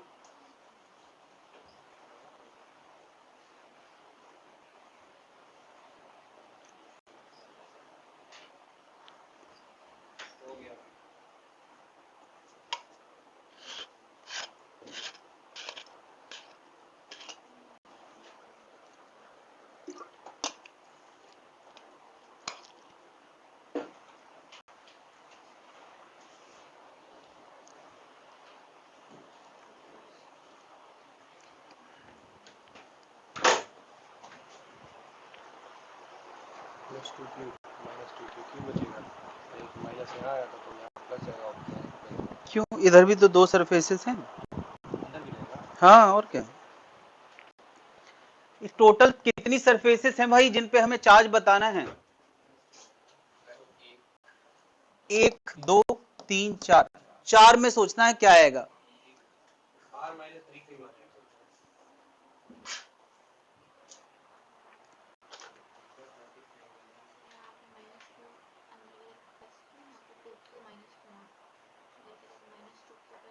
मैंने सबको सेम सिंबल दिया है, तुमने ध्यान दिया, मैंने कैपिटल क्यू ही सब जगह लिखा है। इधर कितना आना चाहिए? हाँ देखो इधर प्लस क्यू है ना, हाँ इसका अपोजिट आएगा। देखो यार सबसे अंदर माइनस क्यू है, तुम ऐसे सोचो यार, ये माइनस क्यू जब अंदर हम देते हैं ना तो अपने आसपास किसको जमा करेगा? प्लस को। तो अगर हमने यहां माइनस क्यू दिया है तो अपने आसपास क्या रखेगा? ये जितना पास आ सकता है, तो सरफेस से पास थोड़ी आ जाएगा, मटेरियल छोड़ के नहीं आएगा। अगर यहां प्लस क्यू आया है तो कहीं ना कहीं माइनस क्यू छूटा होगा कि नहीं? तो एक वो माइनस क्यू और एक जो मैंने दिया था 2Q, तो मिला के कितना हो गया? Q। यानी इस सरफेस पे Q आएगा। कितने लोगों ने यहां तक सोच लिया है? ऑनलाइन वाले डिजिटल हाथ उठाए, ऑनलाइन वाले यही हैं। ये हो गया ठीक। अगर यहां प्लस क्यू आया है तो इस अंदर वाले में क्या आएगा? फिर से वही बात है, ये प्लस की लेयर अपने पास क्या रखना चाहेगी? क्या देखो प्लस क्यू बचा है यहां, तो अंदर क्या रखना चाहेगी? माइनस रखना चाहेगी, और अंदर माइनस आएगा तो बाहर क्या आएगा? प्लस क्यू, वो जो इसकी वजह से आया है और जो माइनस 2Q मैंने दिया था, तो मिला के कितना हो गया? Minus Q. क्या बात समझ में आ गई है? कोई दिक्कत है भाई लोग? ये डिस्ट्रीब्यूशन ऑफ चार्ज अपने आप होता है कंडक्टर्स में, ये सब कंडक्टर्स होंगे तो ये अपने आप होगा, और अगर ऐसा ना हो ना तो मेटल के अंदर फील्ड एग्जिस्ट करने लगेगी। सारा खेल ये सब क्यों हो रहा है? कि मेटल के अंदर फील्ड जीरो हो जाए। मैं इस बात को थोड़ा और एक्सप्लोर करना चाहता हूं, जरा इस मेटल को देखें, मेटल को थोड़ा जूम लेवल पे दिखा रहा हूं मैं, ये मेटल को थोड़ा जूम करके दिखा रहा हूं मैं, और कोई तरीका है नहीं मेरे पास जूम करने का। बताओ अच्छा, इस मेटल के अंदर के किसी पॉइंट पे रखे टेस्ट चार्ज से मैं पूछूं कि भाई तुम कैसा महसूस कर रहे हो, ऑब्वियसली उससे मैं केवल फोर्स के बारे में ही बात करता हूं, तो और क्या बताएगा? तो ये टेस्ट चार्ज क्या बोलेगा कि ये नेगेटिव मुझे खींच रहा है, तो मैंने कहा तो जा क्यों नहीं रहे हो? तो कहेगा एक अंदर ही अंदर पॉजिटिव है लेयर, अंदर ही अंदर जो मुझे रिपल कर रही है, इसलिए मैं कंफर्टेबल हूं, मैं बढ़िया हूं। मैंने पूछा तुम कैसे हो? मैंने कहा बढ़िया। तो बढ़िया क्यों? क्योंकि पॉजिटिव निगेटिव का असर खत्म हो रहा है। अच्छा जब खत्म यहां हो रहा है तो बाहर के हर पॉइंट पे उनका असर नहीं है। खत्म अगर इधर हो रहा है तो बाहर के हर पॉइंट पे इन दोनों का असर तो कम से कम नहीं होगा, वो एक दूसरे के असर को खत्म कर रहे हैं। तो अब और बाहर की कहानी में अंदर वालों का कोई काम। चलो अब मैं इस सरफेस पे बात करूं, किसी दूसरे टेस्ट चार्ज के पास गया मैंने कहा तुम कैसे हो? बड़े स्फीयर के अंदर वाले टेस्ट चार्ज, पूरा मैंने पता के साथ बोला, बड़े स्फीयर के अंदर रहने वाले टेस्ट चार्ज तुम कैसे हो? तो उसने कहा कि मुझे इस नेगेटिव का अट्रैक्शन मिल रहा है। मैंने कहा अंदर वालों का, बोला अंदर वालों को तो कुछ नहीं मिल रहा है, क्या कुछ ऐसे बोला। तो मैंने कहा इसको पता ही नहीं है तो क्या बातें करें। इस पॉजिटिव की वजह से क्या मिल रहा है, एक मिनट, बाहर प्लस था ना, तो प्लस की वजह से कहां मिल रहा है, बाहर, और अंदर ही अंदर जो निगेटिव लेयर है उसकी वजह से कहां मिल रहा है, अंदर। मैंने कहा और इनके अलावा कुछ महसूस हो रहा है, और कुछ नहीं बोला इसने, दो ही की चर्चा की। इन दोनों की चर्चा पहले ही खत्म हो चुकी है। करता भी तो कहता कि ये पॉजिटिव रिपेल कर रहा है, नेगेटिव अट्रैक्ट कर रहा है, बराबर। अच्छा, दोनों बराबर इसलिए होंगे कि डिस्टेंस हमेशा सेंटर से नापी जाती है फोर्स के फॉर्मूले में, तो सबका सेंटर तो एक ही है ना, तो फोर्सेस भी। अच्छा, सबसे बाहर वाले का असर इसको खबर नहीं है। पता है तुम्हें, शेल का फील्ड असर अंदर नहीं होता है। तो ये जो पॉजिटिव की लेयर बाहर, सॉरी निगेटिव थी, निगेटिव की लेयर बाहर है, उसकी खबर किसी को नहीं है, अंदर वालों की। यहां वाले चार्ज की खबर भी अंदर किसी को नहीं है, क्योंकि शेल कभी अंदर फील्ड नहीं देती है। क्या बात समझ रहे हो यार, ये भी कंफर्टेबल है, ये भी कंफर्टेबल, और मेटल के अंदर कंफर्टेबल ही रहते हैं चार्ज, वो नेट में कोई फोर्स महसूस नहीं करते। ये तभी जस्टिफाई हो सकता है जब मैं ऐसा चार्ज डिस्ट्रीब्यूशन दिखाऊंगा। अगर मैं ऐसा चार्ज डिस्ट्रीब्यूशन नहीं दिखाता तो फील्ड आने लगती। तो ये मेन वजह यही है, ये डिस्ट्रीब्यूशन दिखाने की। तुम्हें याद है ना, मैंने गॉस लॉ से ही समझाया है, और गॉस लॉ में इलेक्ट्रिक फील्ड जीरो मान के ही एक्सप्लेनेशन बनाया है, तो ये एक्सप्लेनेशन अब हर जगह काम रहेगा। अच्छा ये बताओ, कोई पूछे इस ए पॉइंट पर इलेक्ट्रिक फील्ड होगी या नहीं, यार ये तो पूछना भूल ही गया, जस्ट अ मिनट, बताओ। अच्छा, इस ए पॉइंट पर इलेक्ट्रिक फील्ड होगी या नहीं, शेल के अंदर, सेल के अंदर वाले ही चार्ज की वजह से बिल्कुल फील्ड होगी। मुझे बताओ, एक टेस्ट चार्ज रखा है, उसको ये नेगेटिव असर नहीं करेगा, अरे अट्रैक्ट करेगा अपनी तरफ। तुम कहोगे सर ये चार्ज डिस्ट्रीब्यूशन, तो ये शेल है, ये भी शेल है, और शेल अंदर असर नहीं दिया करते, तो क्या इस ए पे फील्ड होगी कि नहीं। भाई मैंने साफ साफ लिखा था, until there is a charge inside the cavity, field अंदर तभी तक जीरो है जब तक अंदर। यार अब घर के अंदर ही विभीषण हो तब तो लंका ढहना ही है ना। बाहरी ताकत का मुकाबला तब तक किया जा सकता है जब तक घर के अंदर विभीषण ना हो। तो ये तो घर का ही विभीषण है यार, अगर यही अंदर है तो फील्ड तो होना है ही है। क्या ये बात समझ में आई, यहां फील्ड होगी किसकी वजह से, माइनस की वजह से। इसकी फील्ड कोई कैंसिल कर रहा है क्या, यहां जाके कैंसिल हुई है, देखो ये माइनस और ये प्लस। तो अगर इस मेटल के अंदर कोई पूछे, इस मेटल के अंदर कि बताओ टेस्ट चार्ज, मेटल के अंदर वाले चार्ज तुम क्या महसूस कर रहे हो, तो कहेगा माइनस क्यू अट्रैक्ट कर रहा है, प्लस क्यू उसको कैंसिल कर रहा है, तो हम तो कंफर्टेबल है। अंदर कोई टेस्ट चार्ज कंफर्टेबल नहीं होगा। अच्छा बताओ, इस बी पॉइंट पे इलेक्ट्रिक फील्ड होगी कि नहीं, किसकी वजह से होगी, यार अंदर वाला मामला कैंसिल हो चुका है, लेकिन बाहर एक माइनस क्यू है ना, तो उसकी वजह से फील्ड। अच्छा कितनी होगी, तुम ये भी लिख सकते हो, के क्यू बाई आर स्क्वायर, और वो भी कहां की तरफ होगी, हाँ निगेटिव लेयर है ना। अरे तुम्हें पता ना, कोई शेल की वजह से बाहर फील्ड क्या होती है, और अंदर क्यों होगी, क्योंकि ये नेगेटिव चार्ज है। चलो अब मुझे यही जवाब फिर से देना, बताओ। अच्छा इस ए पॉइंट पे फील्ड होगी कि नहीं, अंदर वाले माइनस की वजह से। चलो इस बी पॉइंट पे इलेक्ट्रिक फील्ड होगी कि नहीं, देखो इस बी के भीतर तीन लेयर हैं, एक माइनस, एक मिनट, एक ये प्लस थी, ये भी प्लस थी भाई, हाँ प्लस थी, तीन लेयर हैं यार, एक माइनस क्यू है, एक प्लस क्यू है, और एक प्लस क्यू बाहर है। तो मेरा क्वेश्चन है बी पॉइंट पे फील्ड होगी कि नहीं, होगी भाई।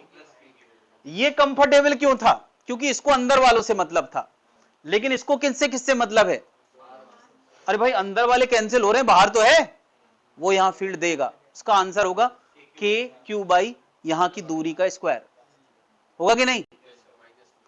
सी पॉइंट पे इलेक्ट्रिक फील्ड होगी कि नहीं, सबसे बाहर, किसकी वजह से, ये जो सबसे बाहर वाला लेयर है ना, उसकी वजह से इलेक्ट्रिक फील्ड होगी। क्यों, ये दोनों खत्म अंदर वाले, और ये दोनों खत्म एक दूसरे से, लेकिन बाहर वाला तो बचा है, तो सबसे बाहर ए पे भी फील्ड होगी यार। अगर कोई पूछे इलेक्ट्रिक फील्ड ए का कितना होगा तो लिखेंगे हम K Q by R square inside A पर। बी पर कितनी होगी K Q by R square outside, और सी पर कितनी होगी K Q by R square inside. और ये आर हर बार जब मैं ले रहा हूं तो वहीं तक का आर ले रहा हूं। अब तुम ये ना कहना सबका एक जैसा कैसे है,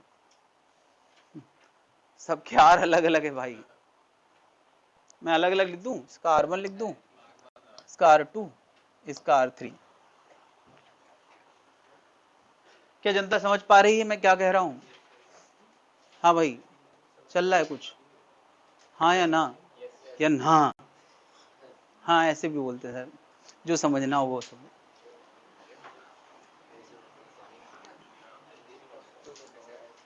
कोई दिक्कत है भाई लोग?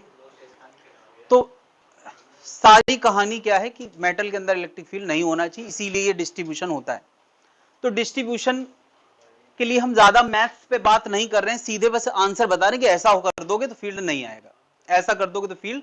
इसी तरह से एक और डिस्कशन है पैरेलल प्लेट्स का।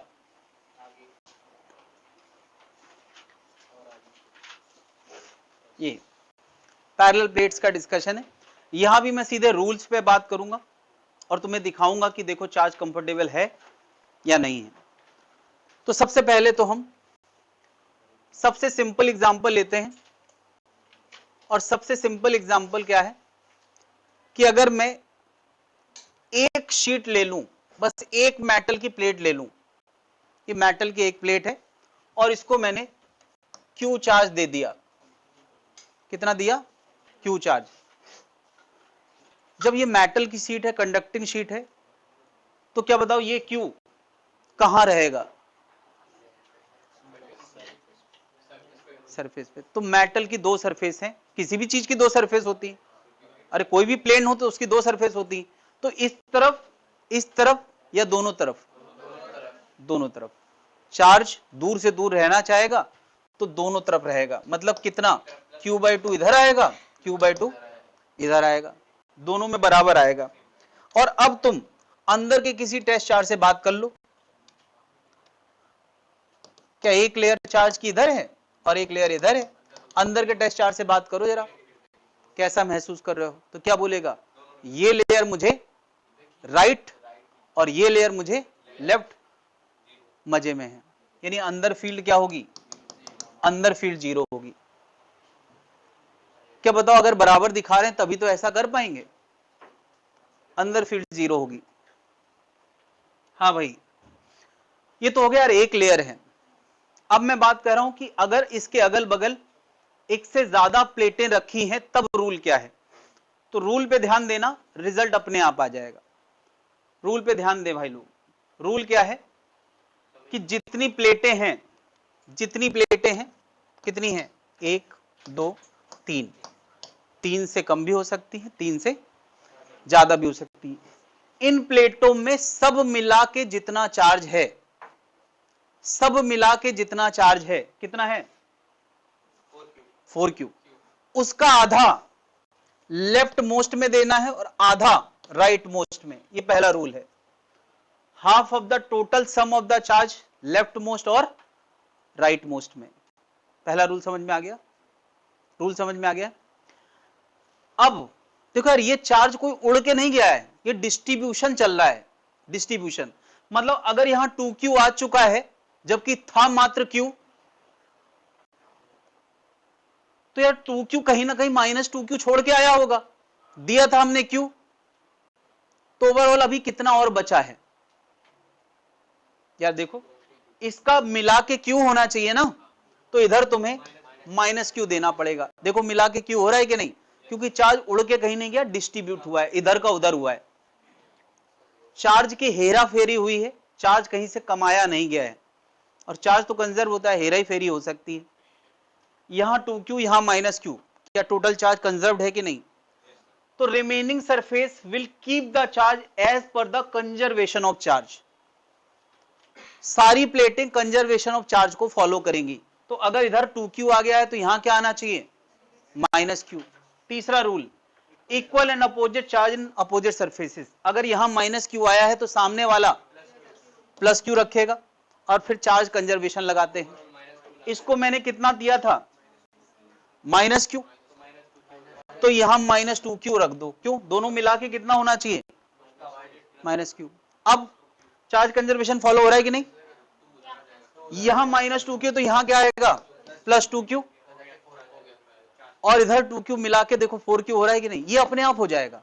इसके लिए हमें काम करने की जरूरत नहीं है। आखिरी वाला अगर तुम अपने आप देख रहे हो कि बराबर आ गया, इसका मतलब हमने सब सही किया है। ये तीनों रूल समझ में आ गए हैं।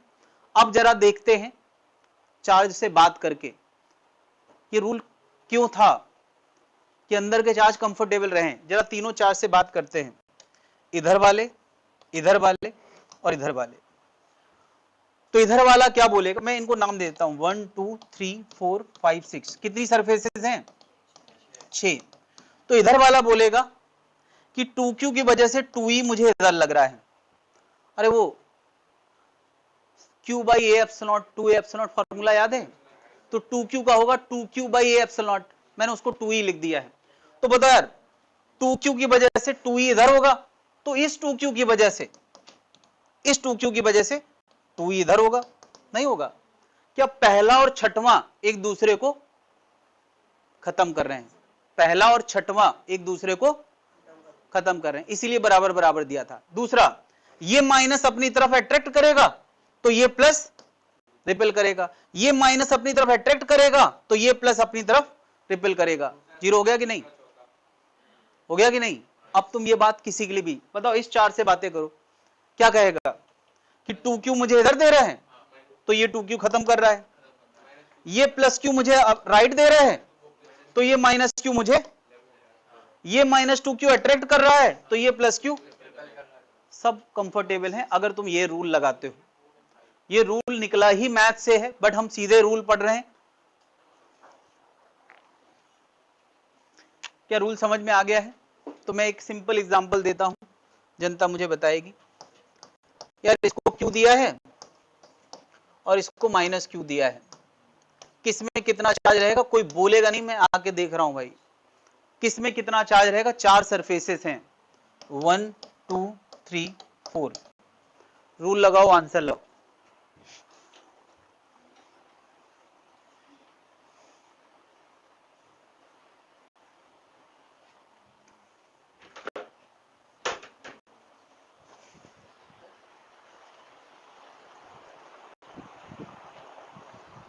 ये दोनों मिला के क्यू हो रहा है क्या, ओ ये भी तो है।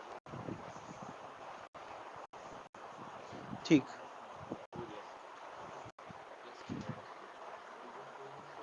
ठीक,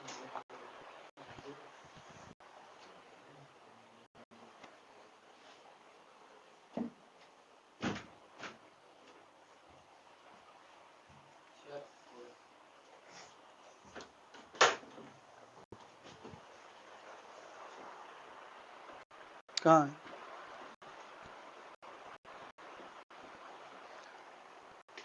दोनों को ऐड करो कितना होगा, उसका आधा इधर और उसका आधा इधर, गलत है।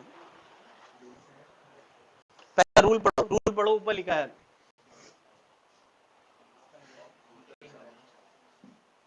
Total sum of charge all plates, all plates. Rule क्या है, जितनी प्लेटें हैं सबका चार्ज जोड़ो। तो Q और -Q जोड़ो, कितना हो गया, जीरो का आधा, जीरो का आधा जीरो होगा यार, बचा हुआ इधर आएगा। तो यार यहां टोटल कितना था, Q था, जीरो इधर आया है तो अंदर क्या आएगा, देखो मिला के Q हो रहा है कि नहीं, और अपोजिट माइनस आना होता है, और मिला के -Q अपने आप हो जाएगा, मतलब हम सही जा रहे हैं। कितने लोगों ने कर लिया, क्या अभी भी रूल बताने की जरूरत है। मैं 3 प्लेटें दे रहा हूं,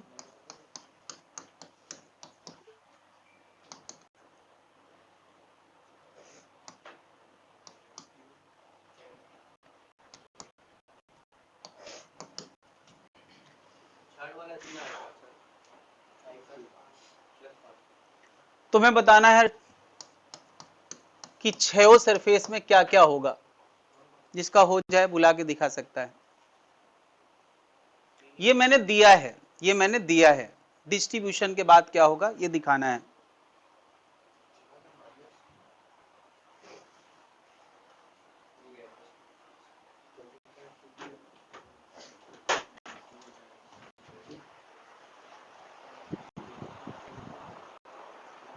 प्लस माइनस टू प्लस ठीक ठीक ठीक ठीक, मिलाएं जरा, सब लोग सही कर रहे हैं। ठीक, सारी प्लेटों का चार्ज मिलाओगे तो कितना होगा? 2q, 2q का आधा, q इधर q इधर। अब यहां कितना है जिससे ये माइनस q हो जाए? -2q होना चाहिए। देखो मिला के -q हो गया कि नहीं? सामने वाले में +2q, +2q इधर आया है तो यहां कितना होना चाहिए? q मिला के -2q करना है कि नहीं? और -4q इधर आया है तो +4q इधर आएगा प्लस का, और +4q और q मिला के कितना हो रहा है? 5q। इसका मतलब सब सही जा रहा है। कितने लोगों ने कर लिया है? क्लियर है भाई? ये बहुत रेयर डिस्कशन है, नीट के लिए काफी रेयर है, लेकिन टेस्ट सीरीज में तो पूछा जाता है, देखा है मैंने। डन। गॉस लॉ के बाद अगला टॉपिक आता है इलेक्ट्रिक पोटेंशियल। तो अगली क्लास में करते हैं इलेक्ट्रिक पोटेंशियल। यहां तक के सारे क्वेश्चंस सबको कर लेना है, यहां तक के पोटेंशियल से पहले के। पोटेंशियल अपने आप में एक काफी गहराई वाला टॉपिक है, लेकिन इसकी न्यू हम लोग वर्क पावर एनर्जी में डाल चुके हैं। तो वर्क पावर एनर्जी में हमने जो कुछ भी पढ़ा था उसी को जोड़ते हुए इस टॉपिक को पढ़ना है। और ये बिल्कुल भी इलेक्ट्रिक फील्ड से मिलता जुलता टॉपिक या इलेक्ट्रिक फील्ड के साथ मर्ज करके पढ़ाने वाला टॉपिक नहीं है ना? तो जिन किताबों ने इसको मर्ज करके पढ़ाया है, सबसे बड़ा क्राइम तो वही है फिजिक्स में, कि इलेक्ट्रिक पोटेंशियल एकदम अलग फीलिंग है, इलेक्ट्रिक फील्ड अलग फीलिंग है। दोनों फीलिंग, फिजिक्स को फीलिंग वाइज कैटेगराइज करना चाहिए, ना कि सिमिलर मैथ देख के। एक जैसी मैथ दिख रही है तो उनको मर्ज करके एक टॉपिक बना दिया। सबसे बड़ा क्राइम तो यही है, मगर ये हो चुका है और तुम लोगों ने भी कई बार ऐसी ही किसी किताब से पढ़ा होगा जिसमें दोनों मर्ज करके पढ़ाए जाते हैं। क्या एनसीईआरटी में मर्ज करके है ना? हाँ, क्राइम हो गया। कोई बात नहीं, जो हाथ से हो गए उनको सुधारा जाए।